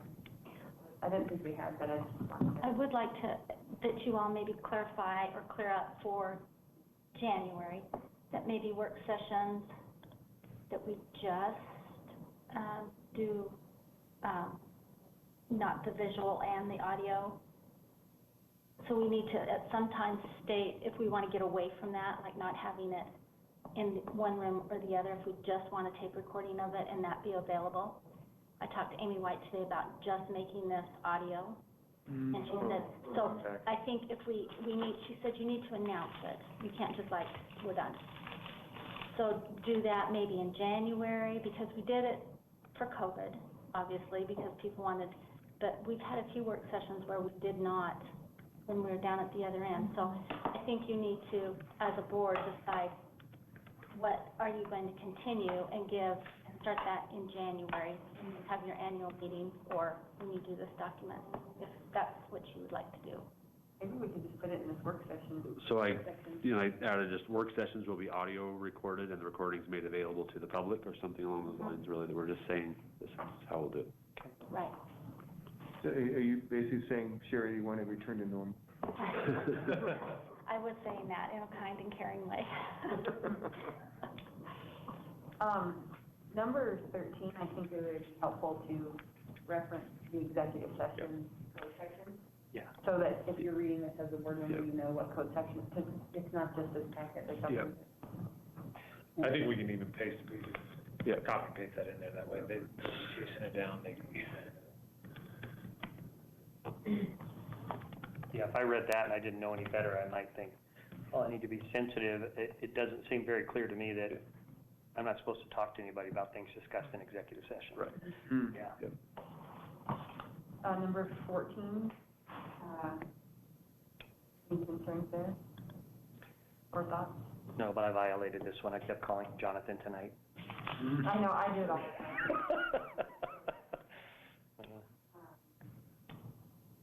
time. 15.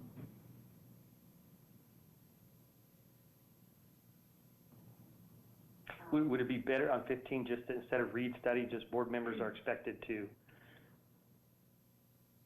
be prepared on the topics to be discussed at each board meeting?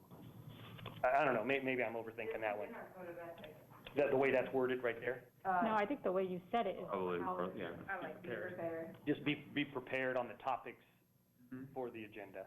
Okay, I'll make a comment there and go fix it. I'm torn on the board training opportunities because we have a lot of things that come up, and for trustees that work, it's a vacation day every time that we go to trainings, like the ISBA trainings, and there's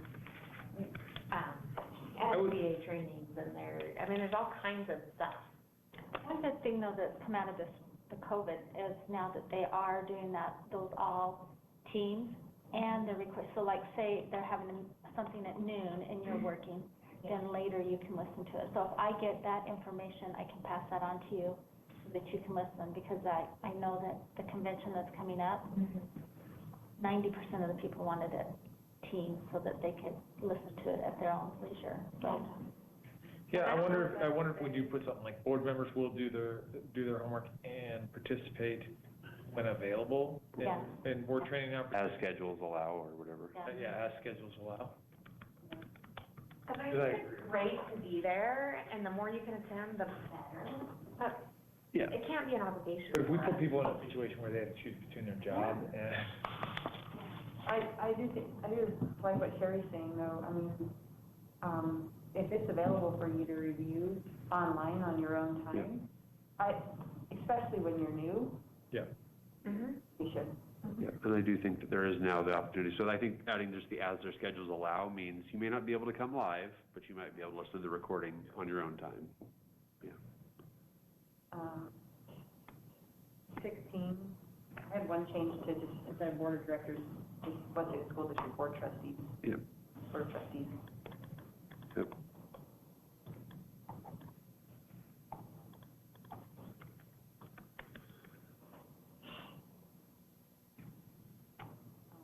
I think we elect officers at the first meeting in January, not the second.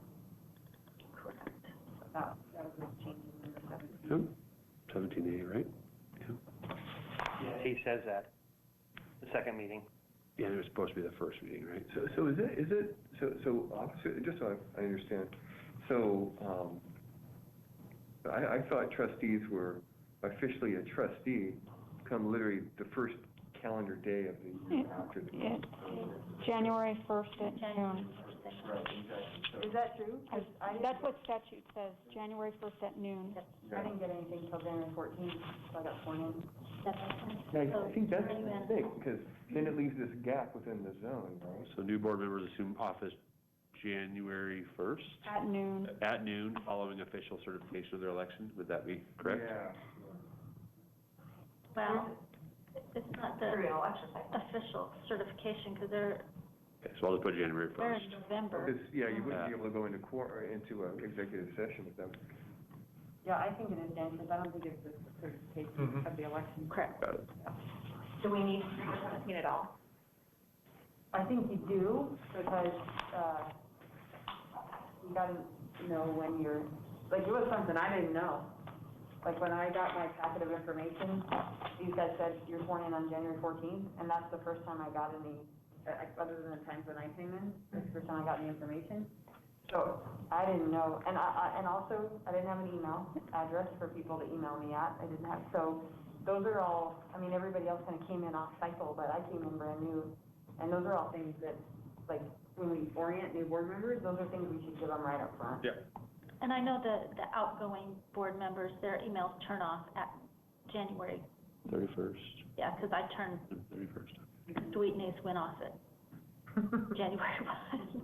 I mean, I made sure, but I don't know the activation, I don't know the activation time that they have, so that was probably one of my misses. First time around for a January. Well, yeah, we never elected a trustee, so it was a whole new process. First meeting, right? So, Yeah. yeah, I think it doesn't have to have a section A, though, I think we're probably just combining this in. Yeah. Number 18. I have a piece on this when it comes, there's a section later on board communications with the public on 19, but 18 is fine. Yeah, I don't have a problem with 18. And then 19, I have one change, but I don't know if anybody else has any. On 19? There is board meeting, public hearing, and there's another term that they use in this document around our public hearing, they have, so number 11 is public hearings, number 9 is public participation at board meetings, and then they have, and I think those things need definition, because public comment at a business meeting is different than what they define in here as a public hearing. Sure. And a public hearing is kind of a public forum. Like, I think what you're thinking of, about going and having forums at school and get a kind of input setting or a public conversation setting. So, and I actually liked their public hearing language because it was like, hey, we have done that. Like, I think we did a public hearing, you did one when we first were gonna open up when we got feedback. We just did feedback hearings. But having to do it before you make a final decision is what this says. And I think it's a may versus a will. I like that. Yeah. So, For every decision, that'd be crazy. So the board may use, and I think also for decisions that have a major impact on students or patrons, that could be, like you said, that could be literally anything. And you may say, well, I don't think there's a lot of major impact on, it would be everything. Is it the Yeah. budget setting the only one that is mandated to have a public? We have a public hearing to open, and the, For what? the budget Budget. hearing, when you have to accept the new budget and, what's it called?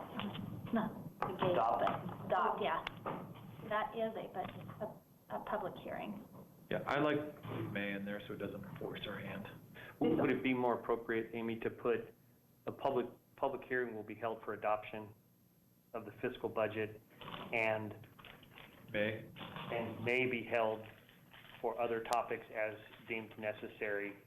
I mean, I'm just, because, major impact, there's people that could think certain things are. I mean, that's kind of vague. It's like, we're only required to do it for the budget. So if we outline that one and then say, and may be utilized For other decisions.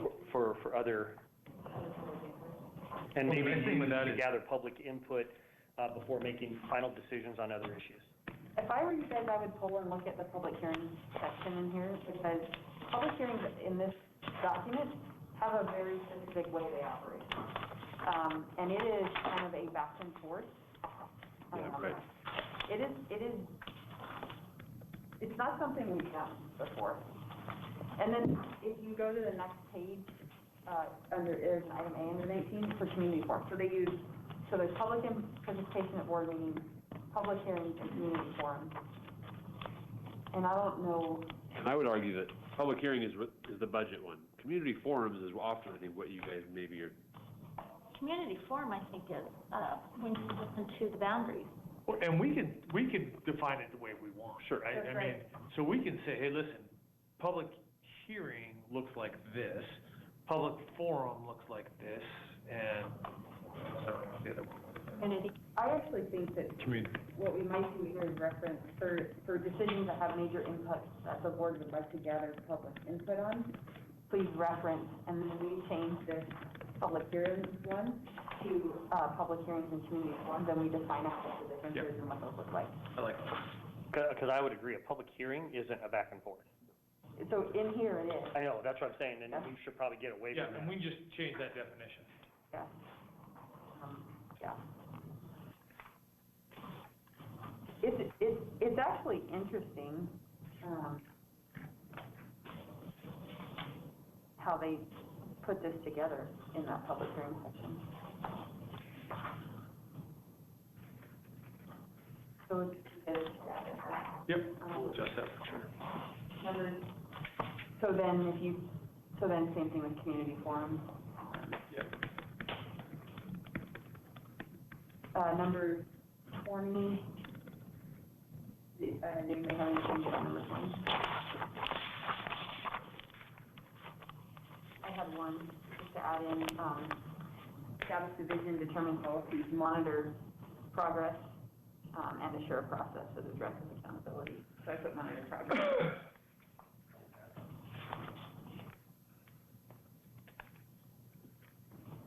And, you know, I think I get what they're talking about with the superintendent will manage schools. I don't, that seems not quite broad enough. I mean, I was just thinking the superintendent will manage Operation. all daily district operations or something along, just say to manage the schools, that seems a bit. Sounds like an easy job. I heard it is. Yeah.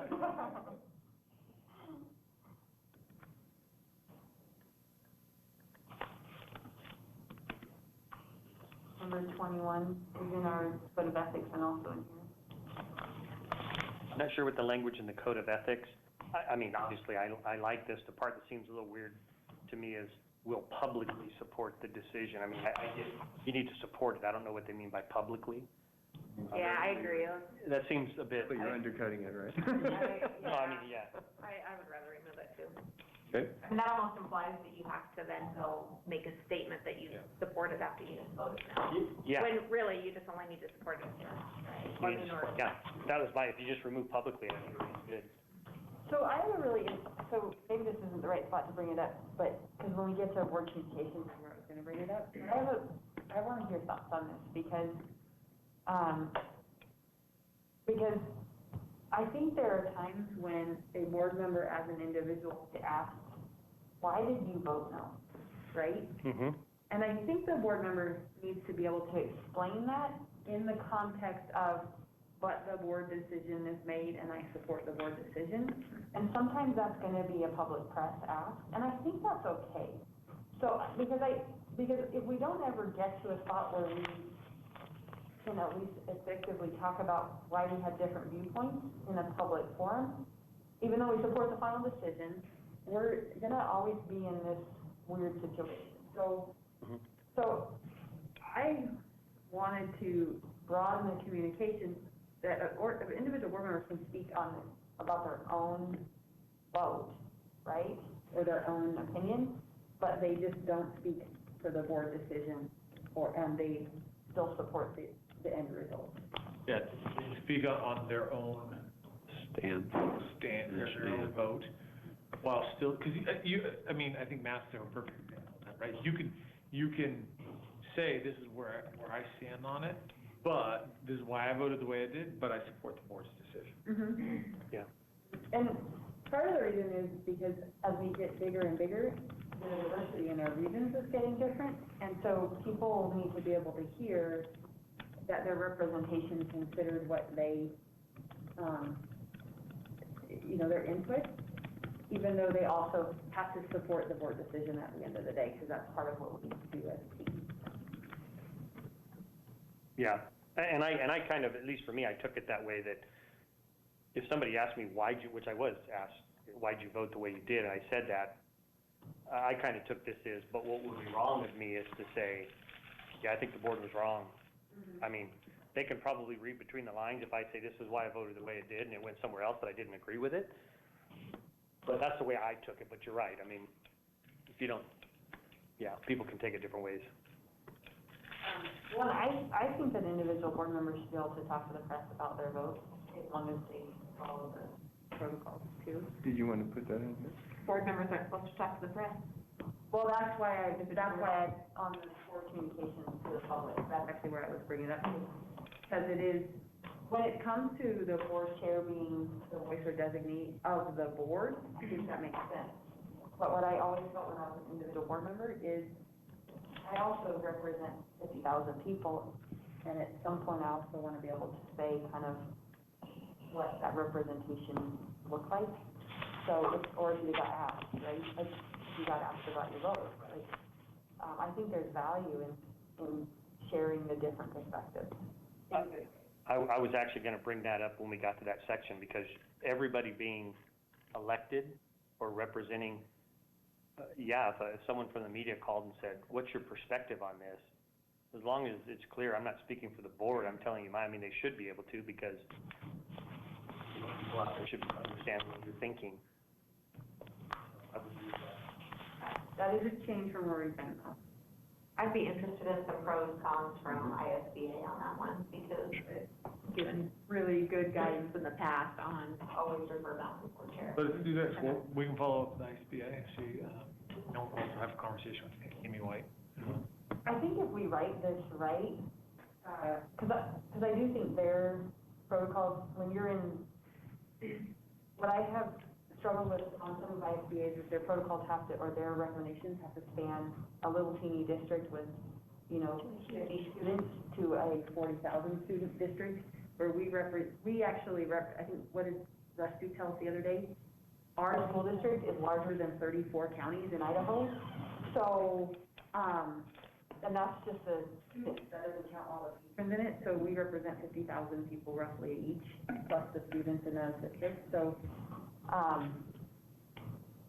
think if we write it right, then we have some ability to hold board trustees accountable to what our protocols, I guess. I mean, I still like to hear their input, I'm not saying don't, but just, there's some I've really struggled with when that is different. It's different for a 500 school student versus a 40,000 student. I'll try to convey that to ISBA and see what their opinion is. I just don't want to be in a situation where the news takes Trustee Colfeld's, you know, what he shares as representative of the district. Well, maybe it's that if you speak, you have to say, Here's the language you have. this is, you have to Yeah. start every statement with, I'm speaking on behalf of myself as one board member, I am not speaking on behalf of the board. Yeah. So that they can clip it out. They want to say, I want to say to trustees, and we're all talking about whatever we want to talk about, as often as we want to talk about it, and I mean, it just opens it up to, It's fair. I think, maybe it's not an issue, but it could be. It could be. I think being elected officials, though, I mean, there has to be some independent thought and ability to articulate that. And I know we do that in the board meeting. The challenge really, it goes back to the history we had before we got on the board, where we had, a board member who was maybe a bit of an advocate for a certain position, and he would go to the press, and it became very divisive for the board. I think that's the extreme to trying to get, I think it's so correct. You're a representative for the public. You need to be talking to the public, right? But it's that one case where you have this extreme view, and that's the only view, because it's extreme, people listen to it, right? And that's what gets on the news. And so, you know, it just becomes a very divisive and difficult situation, especially for the chair, you know. I mean, like, the thing that popped into my head when it came up was, I was invited to a parent-teacher thing at one of the schools, and so this was not even this school year, right after I got on. And so, yeah, I'll come. And they asked me questions, and I shared, and I started the statement out with, my responses to you today are mine. I don't represent the board. But they were kind of asking questions, and I think we need to be able to do that. Well, certainly your presence on the board does not remove your First Amendment rights to having an opinion, right? I think, but saying this is my opinion versus. Yeah, it's just being forward with that. I mean, that's just the rules of engagement. Yeah. Plus, I think in that situation, or we didn't have documented protocols, so maybe that helps, and then training, and maybe that helps folks. I personally don't think you get out of that situation ever, because even if it's in the protocols, if a person wants to go out and say what they want to say in the press, they will. I think it's some areas for divisiveness, and I guess maybe when you talk to ISBA, we can get some pros and cons, and they probably, there's probably a long list of reasons why they give the feedback that they do, and. We'll do that, we'll try to write something up. It's there, and we can all sit and say, yeah, now I see it in those words, it looks good, or now I see it in those words, it looks terrible.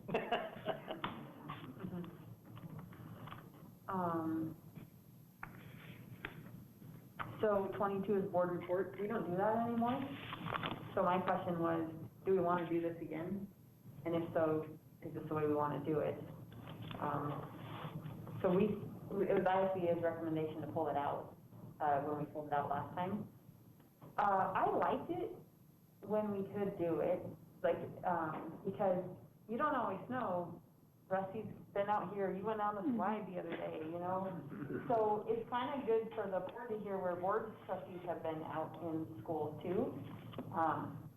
So, yeah, or in the community, like, we used to talk, like Phil used to talk about the foundation, like what was going on with the foundation, and so we don't get updates on that. And then, you know, if we had met with, you know, city councils or other stuff, it was just a good time to provide those kind of good updates. I like how they wrote it. Yeah, it was often, even just things like, I was at the Mountain View Meridian High game on Friday, and I mean, just, here's what I've been doing, here's what I noticed, here's what I've seen. I really like it, because I think there's a lot more to being a board member. People think that our board shows up every 2 weeks, and they make votes that they're either happy with or unhappy with, and they go home and they don't show up again for 2 weeks. So I think it is, I mean, I think there's a benefit to it. Like, hey, we don't just sit behind these glass doors and say we're going to make decisions and not know what's going on. We are intentionally trying to engage and see see what's going on there. My school district in Nevada had them, and they had a board of 7, and so not every meeting did every trustee have a report, but when they did, it was great to hear what they were out doing with the community and the schools, and great time for recognition of staff and students, so. Do you want to have them like the first, like, you know, how we have our work sessions, we're trying to do in the second board meeting and the spotlight's the first, just do it. We can just put on the agenda, if there's no board report, there's no board report. It always came after the superintendent update. It would be like superintendent update, board. Board report, and then it could be really quick. Hey, I was able to go down the slide and.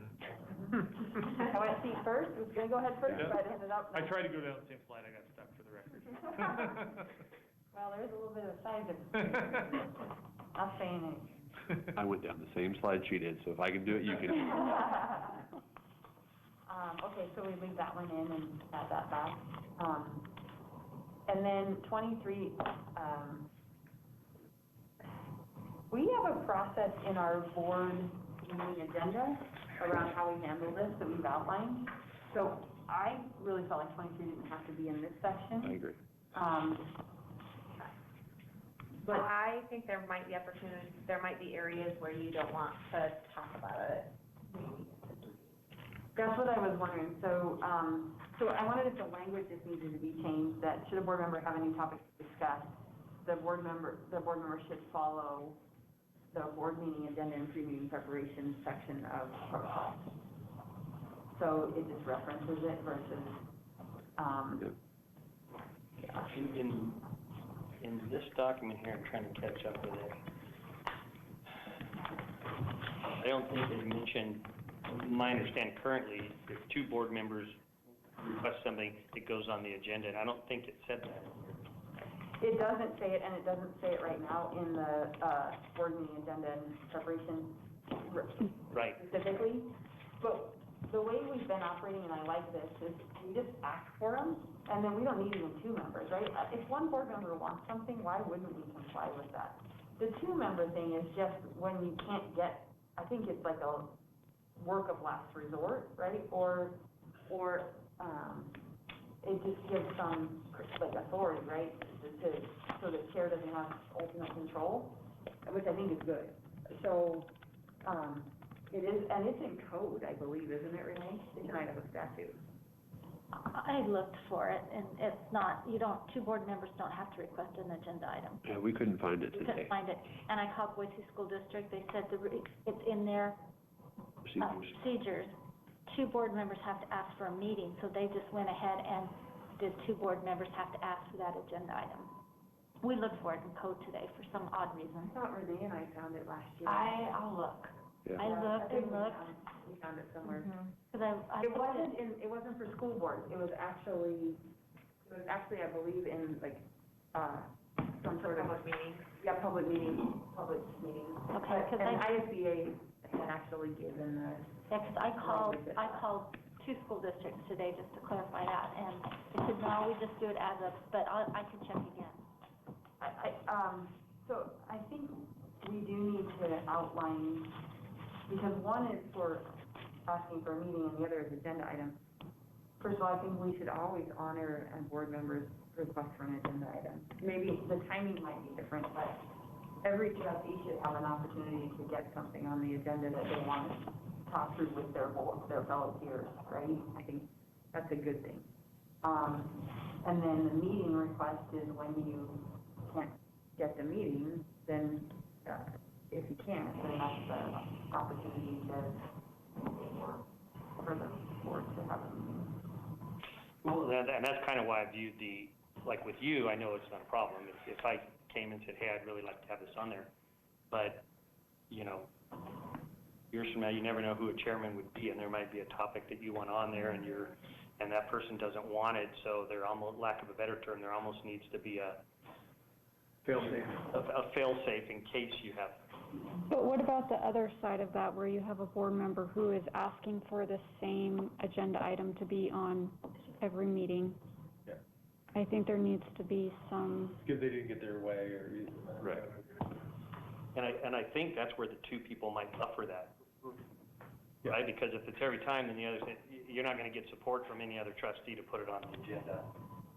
well, I suppose, I shouldn't say you won't, I suppose something could happen, but, yeah, I don't know, just kind of to feel safe. Yeah, I think it's a good worst-case scenario clause, having 2 in there, because you never know. Yeah, I think it's a definite indication of board relations breaking down, if we get to that point, but. So let's leave this language, but also add some of the 2 member pieces to the school board meeting section and the board meeting agenda and preparation. So under number 23, or do you want to add a whole new number? Let's just leave 23, and then we'll just add the more details in. In the board preparation stuff. Okay.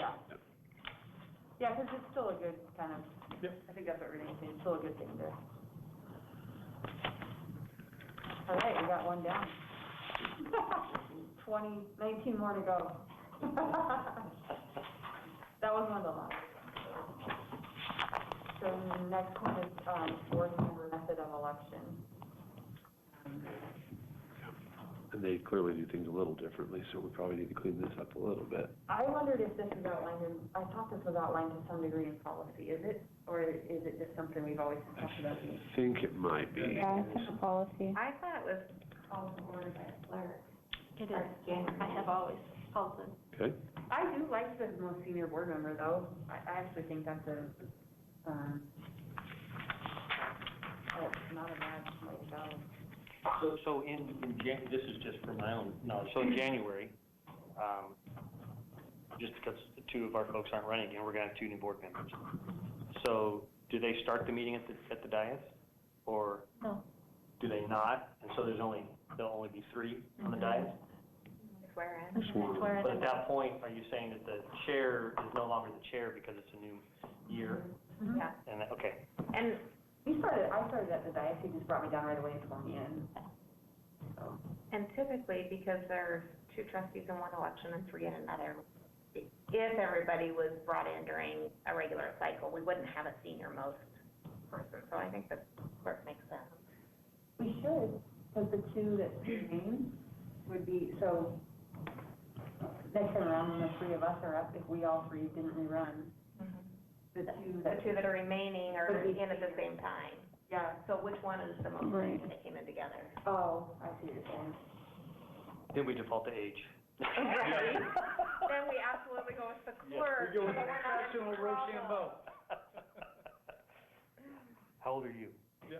Okay. So if the board members are not sworn in until that meeting mid-January, and, because I know that I didn't get access to my email until after I was sworn in, even though it had been set up earlier because I had received emails prior to then. Are we giving them access to their email January 1st, even though they haven't been sworn in, so they can start? There's a whole section here on new board member orientation that I wanted to talk through that, because how we orient them, what they have access to, all of those things are important to be able to, for them to know. Because even if you had email, you didn't have access to it, right? And so just all of those things. But I do think it's a good question, right? If you haven't been sworn in yet, you haven't taken the oath of office yet, even though you were elected. Right, so I mean, I thought it was appropriate that I wasn't given my access until after I swore Well, in. no, that's, I mean, you're technically a trustee on January 1, but you're not technically a trustee on January 1. So that is. I don't know, that's sticky. I think you're technically a trustee January 1 at noon when you won the election. If we give them new board member orientation, we would give it to them prior to January 1. Yeah. They should have the protocol, they should have all the information, they should have how to log into their email account. I think what we're worried about is if you're not sworn in, are you operating under the code of ethics? Are you operating under things? You could actually, I think we're giving them all the information to operate under those, so it limits the potential that they wouldn't. They can sign the code of ethics before January 1st? No. I don't think you can sign them until they're sworn in, right? You sign after you're sworn in, yeah. I don't know why you couldn't sign them before. I don't know why. Professional standards code of ethics. I don't think teachers do sign it. I think it's just. No, they're just bound by them, but there's no signing, really. Probably our decision then. I that's how we want to do it. I mean, we could give them that as orientation and say, here's your code of ethics, sign it and receive it. So. Well, I think we can go through that when we do the orientation. If we're going to give them email access early, I mean, really, that's kind of what we're talking about, and what their capacity as a board member is between we'll call it that dead period of January 1 and January 13th, whatever that board meeting is. I think we just need to be really, and they're in their first 2 weeks. I think they're going to be really good for those 2 weeks, or they're going to want to mind their P's and Q's during those 2 weeks. I just don't see that being. So I would just think as a board member, my first 2 weeks, I'm like, okay, what do I need to know? I don't want to say the wrong thing. I think they'll be wise to that. So our policy says that a school district trustee shall be elected for a term of 4 years beginning at 12 o'clock noon on January 1, next succeeding his election. Each trustee shall qualify for and assume office at the annual meeting of his school district next following his election, or if appointed at the regular meeting of the Board of Trustees following such appointment. So that is straight from ISBA. The thing that could be a bad thing with that is, say, we're on the cycle where we have 3 trustees, and we've only got 2. You don't have a quorum for 2 weeks. Right. Yep. So that would, so say something happened terrible on January 6th, I don't know, just saying. Yeah, why don't we just do a swearing in on the first day? Just do swearing in only. I mean, not on the first, but the first business Can these 2 Eagle High girls from the government class come sit and listen in? Yeah. Sure, please. Come on. Thank you. There's some chairs back there. Hi. Hi. 2 Eagle High girls? Yeah. I love it. And all you have to do is hang out at this amazing board meeting. We actually have, I know, that was an accident. But we have to get going soon, but we have a gift for all of you. Wow. So we had all of our student council members write you all thank you letters just because we really appreciate everything you do for us. Oh. You help us out so much. We're so thankful for you guys. We have a nice pile of over like 40 letters and they're all addressed to you. Oh, that's incredible. Thank you. I got you. Thank you so much. Sure. Oh, thank you. Thank you. Johnson, all the way down there. Now, you're both on the student council? Yes. Yeah, so we're co-ASB senators. She's our junior, I'm our senior. Very good. Thank you for coming in tonight. And I'm sorry, what were your names? I'm Keely. And I'm Linnea. Yeah. Linnea. Yeah. Nice to meet you both. I'll hand you that one too. Okay. That's super nice of you. Wow. Thank you so much. Thank you. Ozuna. Thank you. Thank you so much. Oh my gosh. Yeah, and we just appreciate everything you do. We wanted to give a little Thank you. Thank you. Ladies. Well, and remind your advisor. Yes, I know we're gonna he have had him reached come out to in. me last year and said, hey, we'd love you to come to one of the meetings. So tell him to invite me. I'd be happy to come. Yeah, November, are you Yeah. free? Okay, Yeah, I'll I mean, when reach do out you to meet you in and let you November? know. Is it towards the end or? It's kind of whenever we're working on a new curriculum and stuff Okay. like that, so I'll talk to our president and. Awesome. Hey, you guys need to know these things, we really read every single one of them, and Yeah. they light the fire to keep us going, so I appreciate Well, it. we appreciate you so much. Thank you very much. Thank you so much. Have a great night. Have a good night. Thank you. Enjoy your meeting. I'm sorry, Amy, I didn't hear what you said. Well, you want to stop? They're very personal. Read my first paragraph. Right? What's it say? It's very personal. I just want to say thank you for your time and effort you put into on vice chair of the Board of Trustees. Your work does not go unnoticed. I know you are not in charge of the Eagle High School Zone, but my sister goes to Centennial. And she's from Wisconsin, and I attended Lowell Scott Zone 5, a special place in my heart. Very personal. Very personal. Yeah, this one says I'm friends with your daughter. That's Yeah. awesome. Really nice. Cool. Can't wait to get my board report next time. Just happy my daughter has a friend. Oh. That's on public record. Yeah, right? exactly. We're being recorded. Delaney's with me. Sorry, sorry, Delaney. Or, I didn't say what daughter. yeah, take care of that, Susanna.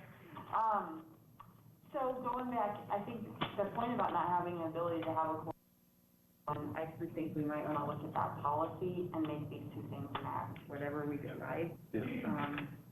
So I just wrote a note that we need to make sure that both this board member method and our policy need to be aligned.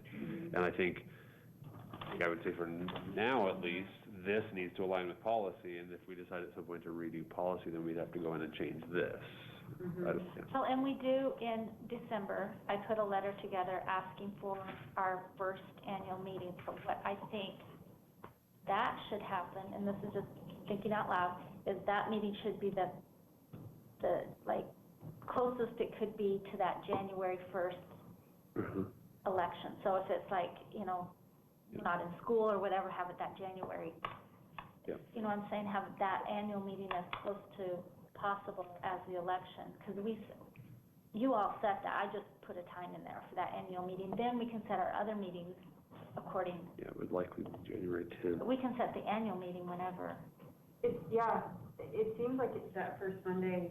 The 10th The is return June. from, yeah. Because I think the reason that it's been second is because of holiday break, right? Yep. Everybody's gone. Right. So that first Monday after. It is. Back into session is the 10th. Yeah. Is it the 10th? Yep. And then you can set them however you want. I'm trying to think actually.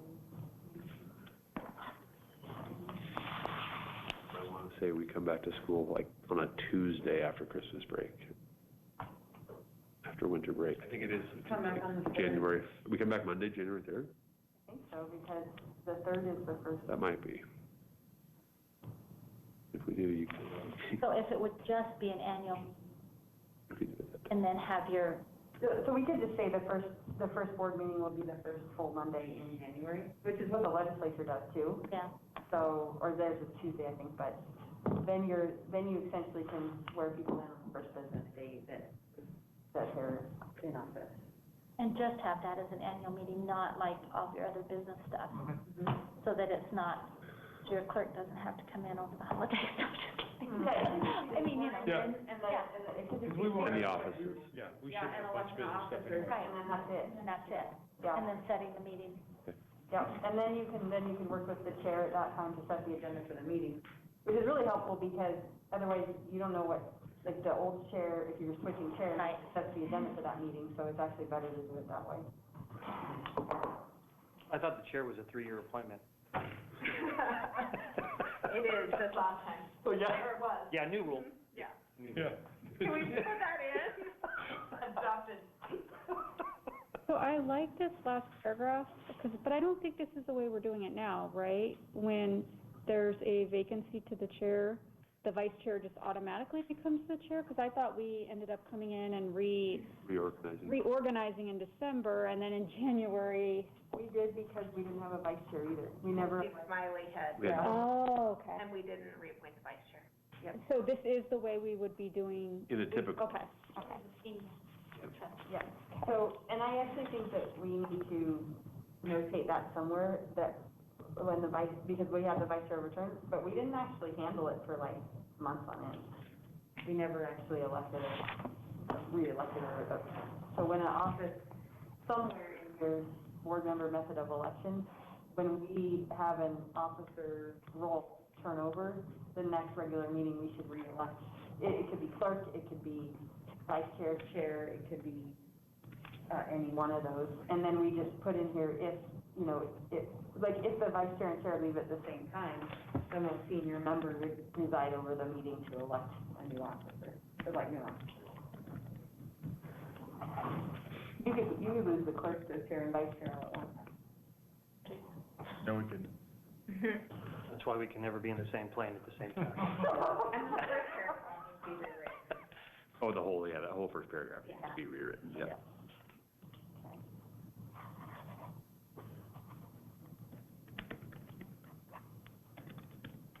I do think it's helpful when we have policies that we reference policies just for it's just, I kind of see this as like our little kind of operating guide. That go up here if you need more information, go up here if you need more information. So. And we'll provide as much of that information as possible. You're right, you don't want to inundate that with policy. Some of it's easy to throw in there and say, hey, just so you have it, but where the West Ada policy. Well, there you go. Maybe you call it a guidance handbook. Yep. There's there's statute that kind of this falls under or policy, so you guys can, here's a reference.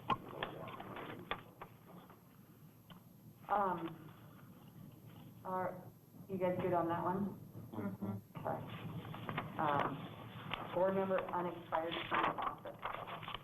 I had a lot on this one.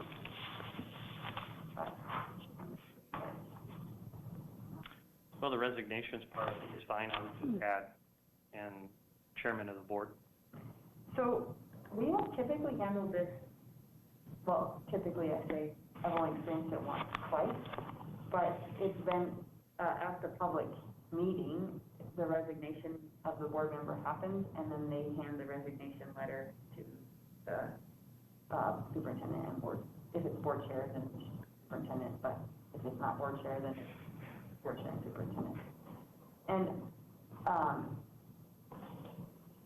so I actually, because they're an elected officer, I actually think that's the right spot, like, to not show up to the pub. And I know Coeur d'Alene, even though they resigned outside of the public meeting, they still had to do it officially at the public meeting.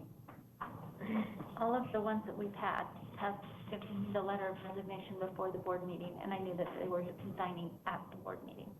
So the superintendent got the resignation letter, and myself, and then they resigned at the board meeting and presented that letter of resignation to the board. So that's how. Did Phil do that? Or, okay. Phil did that, Steve did that, I had a letter. Okay. When I walked in. I was still debating during the meeting. It was in my computer. Okay.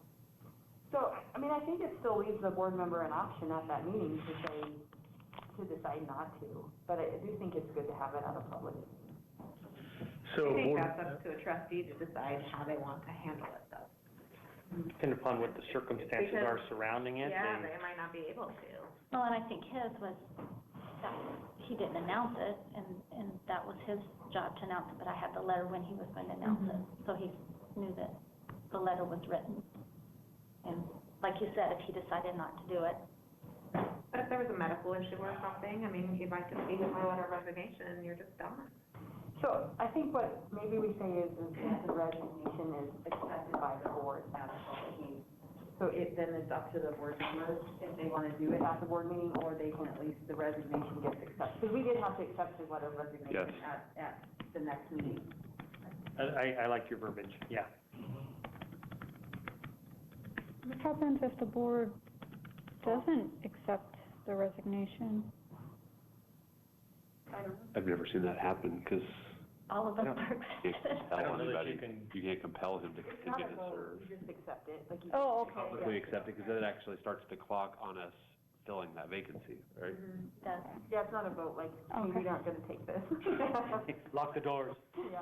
Take public testimony. But you accept it also, you then elected, like, you had to re-elect some officers. Yep. So you have to do all of that business in public setting.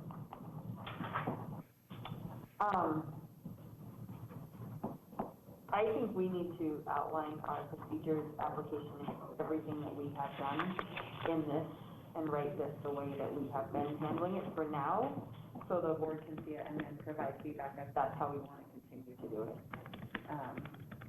But we did this twice, and we handled it differently both times, and we had a little bit different experience, and so we have procedures we put online, and I think they should come straight from this piece of it, so that would be my recommendation rather than trying to go through this language. Right. Yep, I made that highlight.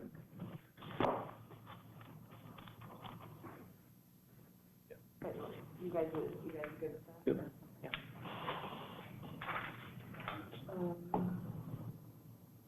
And this is where the candidate application, this just makes, whenever we had that appointment, it was like, okay, what do we do?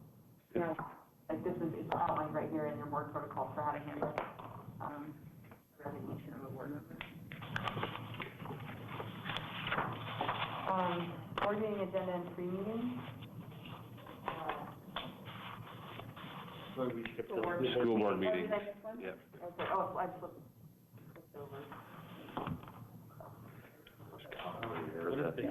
That's Bismarck. I just caught that and struck it out. Like, yeah, It sounds like a lovely place. it does. It sounds nice. I've not posted there before, however. Well, then you've been.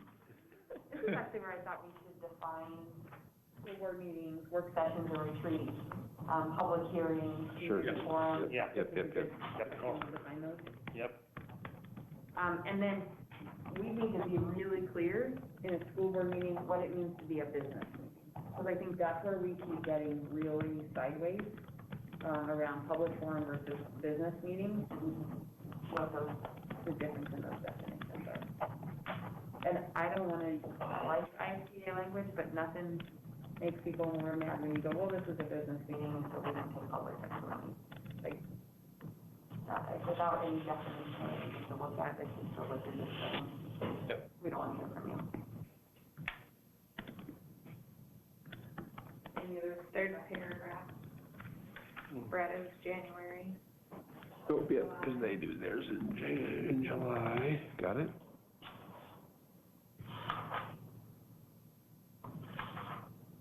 I don't even know if you need that in there, do you? If it's already in the board. And the other business piece? evaluation. To you guys.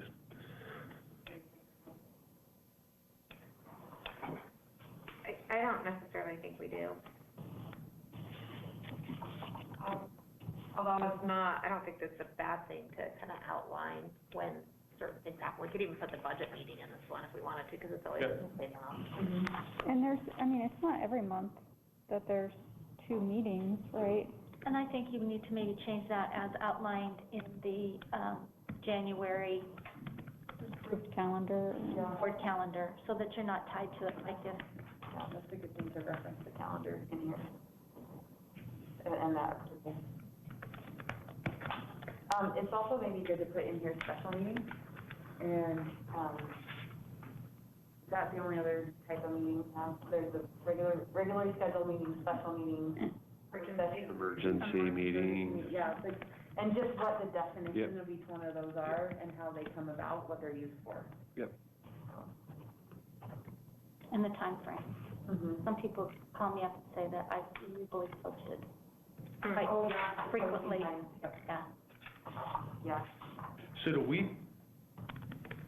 we defining that for the public, or are we defining that, is this gonna be released to the public or just to board members? Well, I think we're probably gonna have to post these, for public, they're public documents, Yeah. so, we reference what's actually in Idaho code, but if we think about this as our kind of guidance document, or our protocol document, following Idaho code, these are the types of meetings, here's the posting guidelines, here's the purpose, kind of thing. Be like a student handbook. Mm-hmm, yeah. Yep. Yeah. I think one thing that we need to just know is that we be careful when we come up with change. So I don't know if we want timestamp on date and timestamp. Yeah, if you look, revised. yeah, at the very top, under the table of contents, there's a West Data handbook approved by the board on blank date, so that we can actually have that, and then as you make changes, you just change that, just like we do on policy. Yeah. It's one of the things that ISBA said around protocols that we put them in place is that as you get new board members on, everybody should review it, make sure that it's understood, and as a team, if you feel like there's adjustments that are needed, then you can bring it back up. Like kind of like we review certain policies regularly. Your handbook is one of those things you look at at least once a year to make sure it's still fitting what your operating protocols are. So we do that with student handbooks too. We review them at least once a year. So we probably could do that at the same time. That actually might not be a bad thing, like to do student handbooks and board. Yeah, because that usually is March. It gives board members a little bit of time to go through some operations before. All right, board meeting agenda and pre-meeting preparation. And this one, I tried my best to capture our process as we currently have it, but it's much different than other places, so it's. And I don't know if you all like the calendar that I put out, just a little brief, this is when our meetings are, like, the dates of our meetings and I back it up. So this is when I send it to the trustees, this is when we Yeah, review. the example timeline that's in here, Yeah. if you look at the example I timeline. liked the example timeline. I thought it was this piece up here, actually, when I read it, I was like, I don't think it says the same thing as Right, example yeah, timeline. right. But maybe it does, and I just didn't. So I actually wondered if we just, took a lot of, so I actually struck a whole bunch. Yeah. Said, so first one was, I had a question on the first one. Is that for board members or I think- just staff? I think that's typically staff, so maybe it's better to say staff. Yeah. Yes. Yeah. So if Jonathan wants something on the consent, or he wants something on the agenda, he needs to let. Sure. Yeah, that's what, I was thinking that's what, so Yeah. I would. I changed that to staff. Yeah. This is where I thought we might also put the 2 board member, if we wanted to. So, there's a piece around, somewhere in one of these that actually had just requesting an item for the agenda. But, so I think it's good to say something around. That first bullet right there, persons wishing items to be included in the agenda shall submit those items. Or is that staff? That's staff. So I'm saying, what if you had board members requesting an item to be added to the agenda, some language around your 2 board members? Request it through the board chair, and then if 2 board members request an agenda item, it will be placed on the next agenda, something like that. Yep. And we see how it works. I mean, we've been following that protocol. If 2 people ask for it, we've been automatically putting it on the next agenda. If one person asks, we try, Yeah. and sometimes we can fit it in, sometimes we can't. So.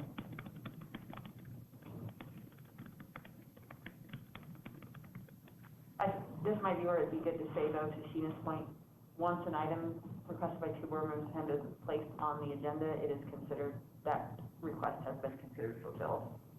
So you don't get the same agenda item over and over and over again.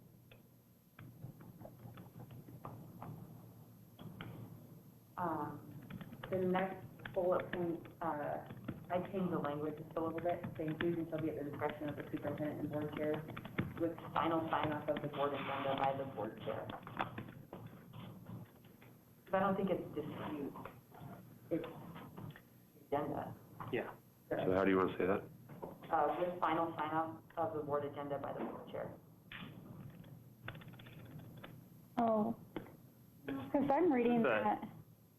Disputes shall be resolved in favor of the chair. Yeah. Right, so if you 2 disagree, You went. what you say Yeah, goes. I don't like how that reads, so. Oh, okay. I'd just rather have final Yeah, sign-off. you don't like disputes, that, yeah. Yeah.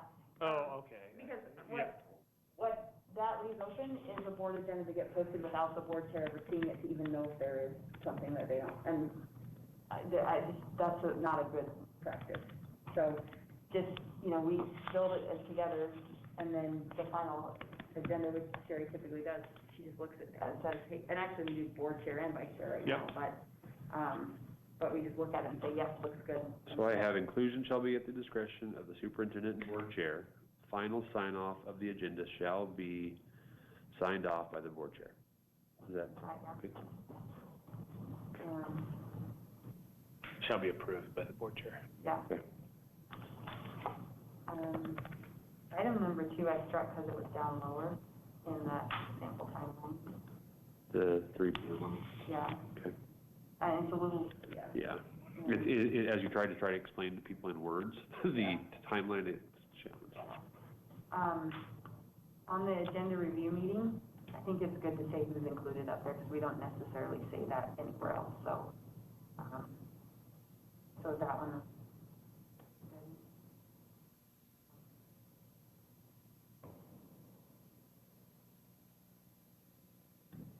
Any concern about the fact that we have an agenda review and we're saying exactly when that's going to happen and where are we tying our, I mean, it's not that we're tying ourselves to it will be 7 a.m. on Tuesdays, because that's not always the way it works. Yeah. I think we should say something, I do like this standard, because if you're not chair, the way we did this before was so willy-nilly that it was really hard to know, and every week, chair was like, hey, when can you guys meet? So I think this process. I like the 7. It works pretty good. but I think maybe we just put a section that says, you know, adjustments to this agenda review or schedules can change at the discretion of the superintendent. You can put that right there, prior to the board meeting, just a brand new sentence, adjustments to the agenda review. And by the board chair. I had somewhere down below, any exception to this must be approved by the board chair and superintendent. Okay. So, where it says superintendent is responsible for physical preparation, reproduction, and distribution of agenda and materials. All materials must be available to the board at the time of the draft agenda meeting mailing. Any exception to this must be approved by the board chair and superintendent. So that was for materials, but you can do the same thing on adjustments to the timeline. Or do you want to do just a whole nother bullet below that says any adjustments to the schedule must be approved? Yeah, schedule and material deadlines must be approved by the board chair and superintendent, yeah. So Amy, does that include, just like clarification, like if, I know we've talked about items that are not there. Yeah, because we've had that agreement, like, if it's not there, Derek calls me and we say, yeah, it's okay to send out, or put in the draft agenda, or let's take it off and hold it, and we've made the decision both ways, depending on the item. We need to put that in here at all? Well, I think that's what it says by saying it has to be approved, any adjustments to this timeline has to be approved by the board chair and the superintendent. And that includes changes to the document that have already been presented. Yeah, we've been doing that. I mean, that's what we've been having. Yeah. So, it's just good communication. Yep. So, and I like that the trustees get the agenda before we all get it at the same time with the materials at the same time. So if you have something that you go like, hey, I don't think I'm gonna be ready for action on this because it's the first time I've seen this. This is an opportunity to let me know. So we can adjust the agenda to just discussion and action in another one or whatever. And you get the materials at the same time, because before you wouldn't get the materials, so you could see what it was, but you had no idea what the content actually was. So that's why the materials at that time is so important. And your new system that you're going to be trained on will give you that material. January. Shiny new system. I'm so excited about it. Very good. I pulled up Bismarck's agenda, order and structure, and I like a lot. So, they had a called meeting order, they had the Pledge of Allegiance. They actually read their mission and vision at every board meeting, which I thought was good, because it reminds you why you're there. So. It's like if you're at a Rotary Club meeting. Yeah. Are you a Rotarian? I am. Yeah. I am too. Hey, pinky shake, yeah. So that's something for people to mission and vision. On our agenda after superintendent update, I've added board member updates as we just discussed. So adding that in there, so I put that here. And there says matters, And then they have a board consent agenda and a superintendent consent agenda. Yeah, I know. And I wondered, so there are some things that we do as a board where we just take action on it that we know we're all gonna say yes to. That could be a board consent agenda if we just haven't ever done that. So if it's, like, if you don't wanna go through, like, for instance, third readings on policies. Do we need to have discussion? Sometimes we want to. Sometimes third reading on policies, like, some policies, there's no changes on except for like some minor wording. And you go all the way through the process. Do we want to have discussion every time, or do we want to just have a board consent agenda that when we need it? I'm trying to understand, what would be what's something that would be under a superintendent consent? Everything that we do today. Oh, okay, the way we're doing it now, okay.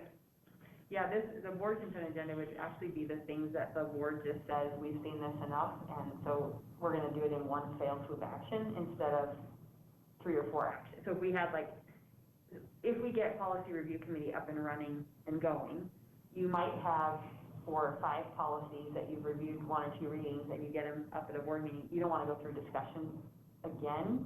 and anybody can pull them off the consent agenda Sure. too, but then you would just do a board consent agenda that says, okay, we've read through these are all on third reading, we've not had any changes from second to third reading.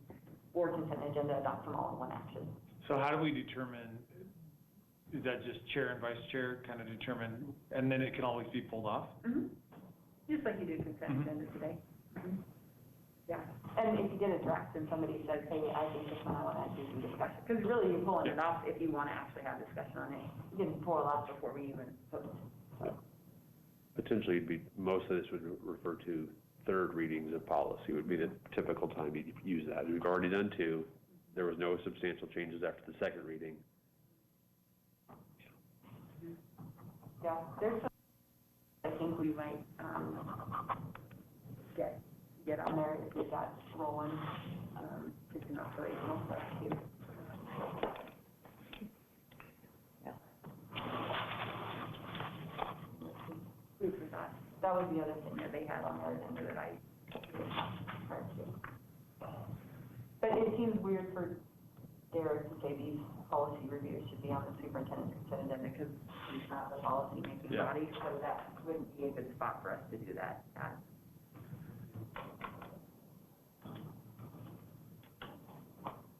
On minutes, I had a question on if this matches what we actually do with minutes.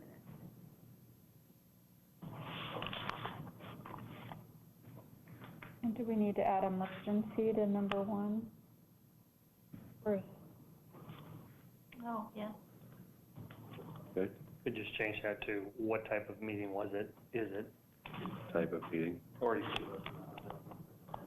Yeah. type of meeting. Type of meeting. Yeah, that's a good question. If we have public hearings, do you want to take minutes? Yeah.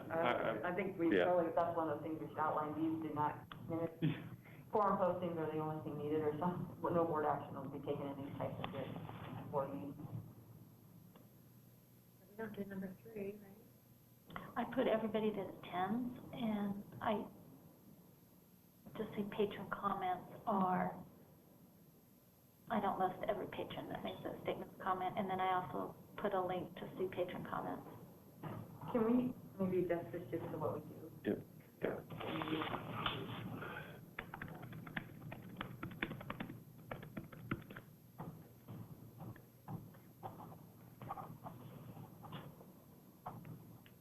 Anything else on this?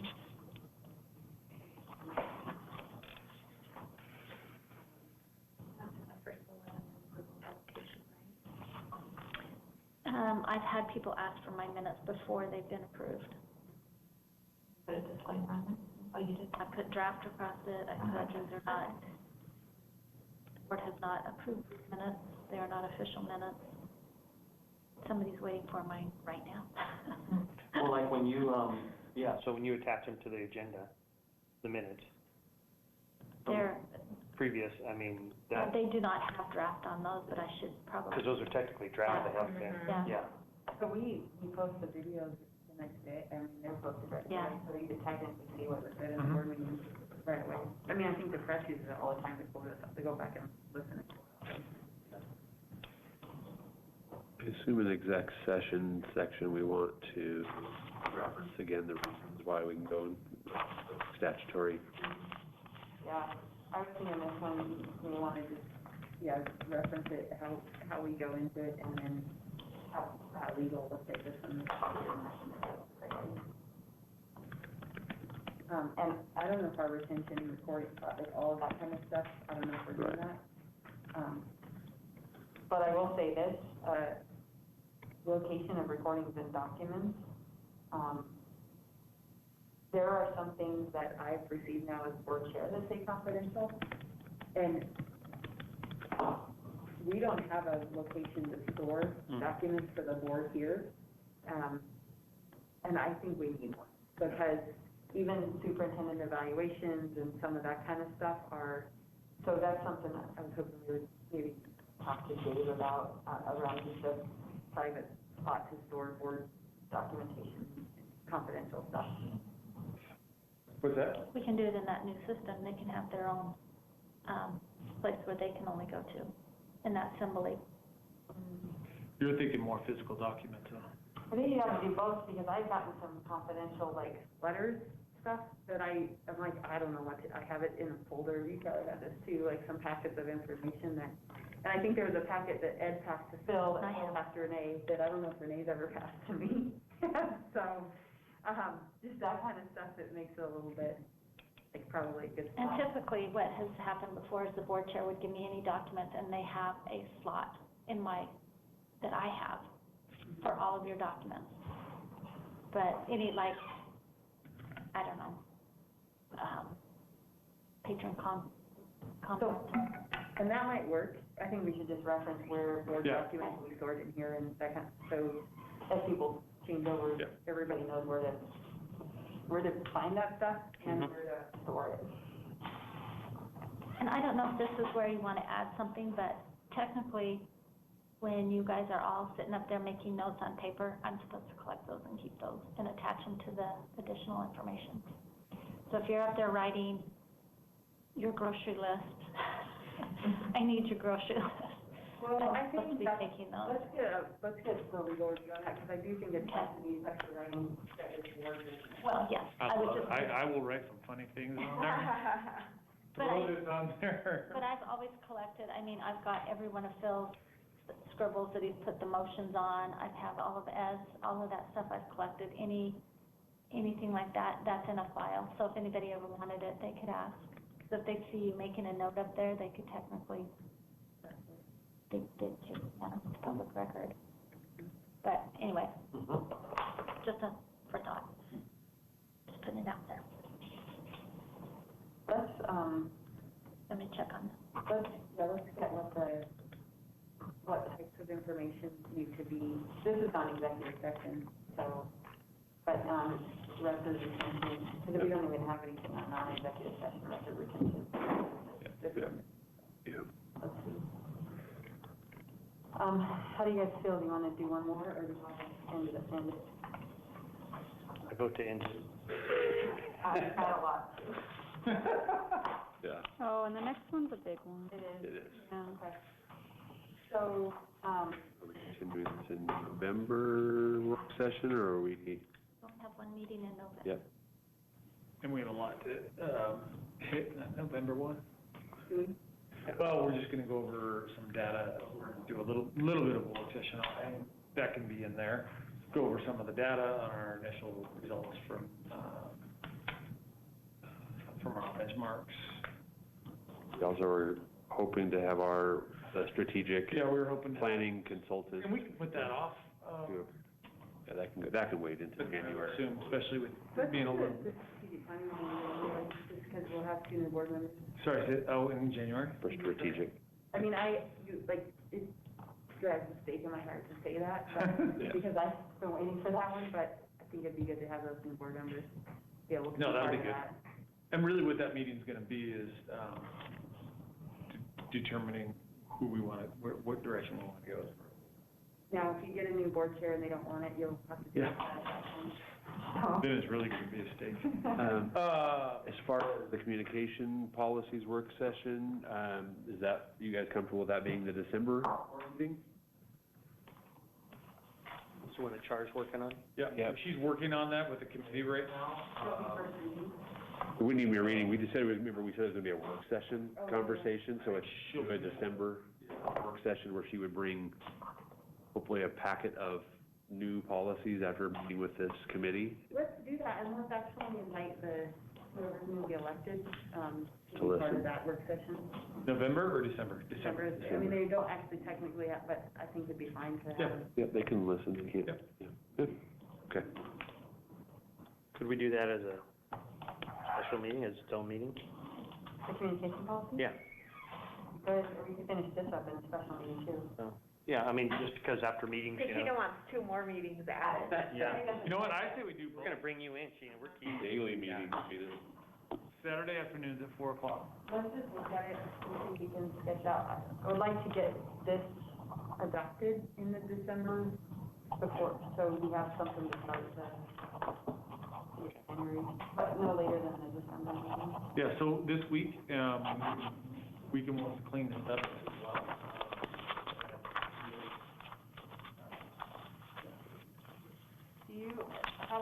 we do this for these, last ones,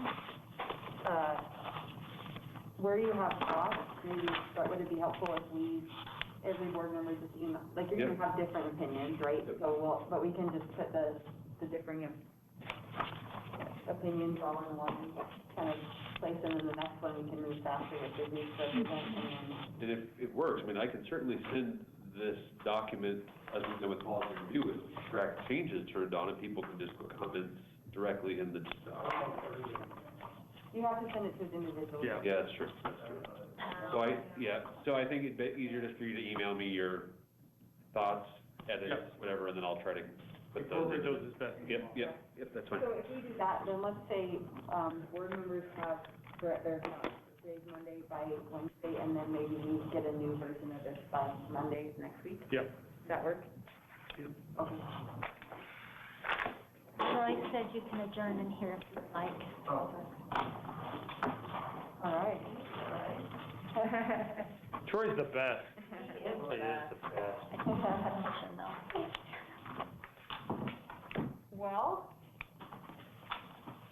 trustee Robinson, So moved. is there a second?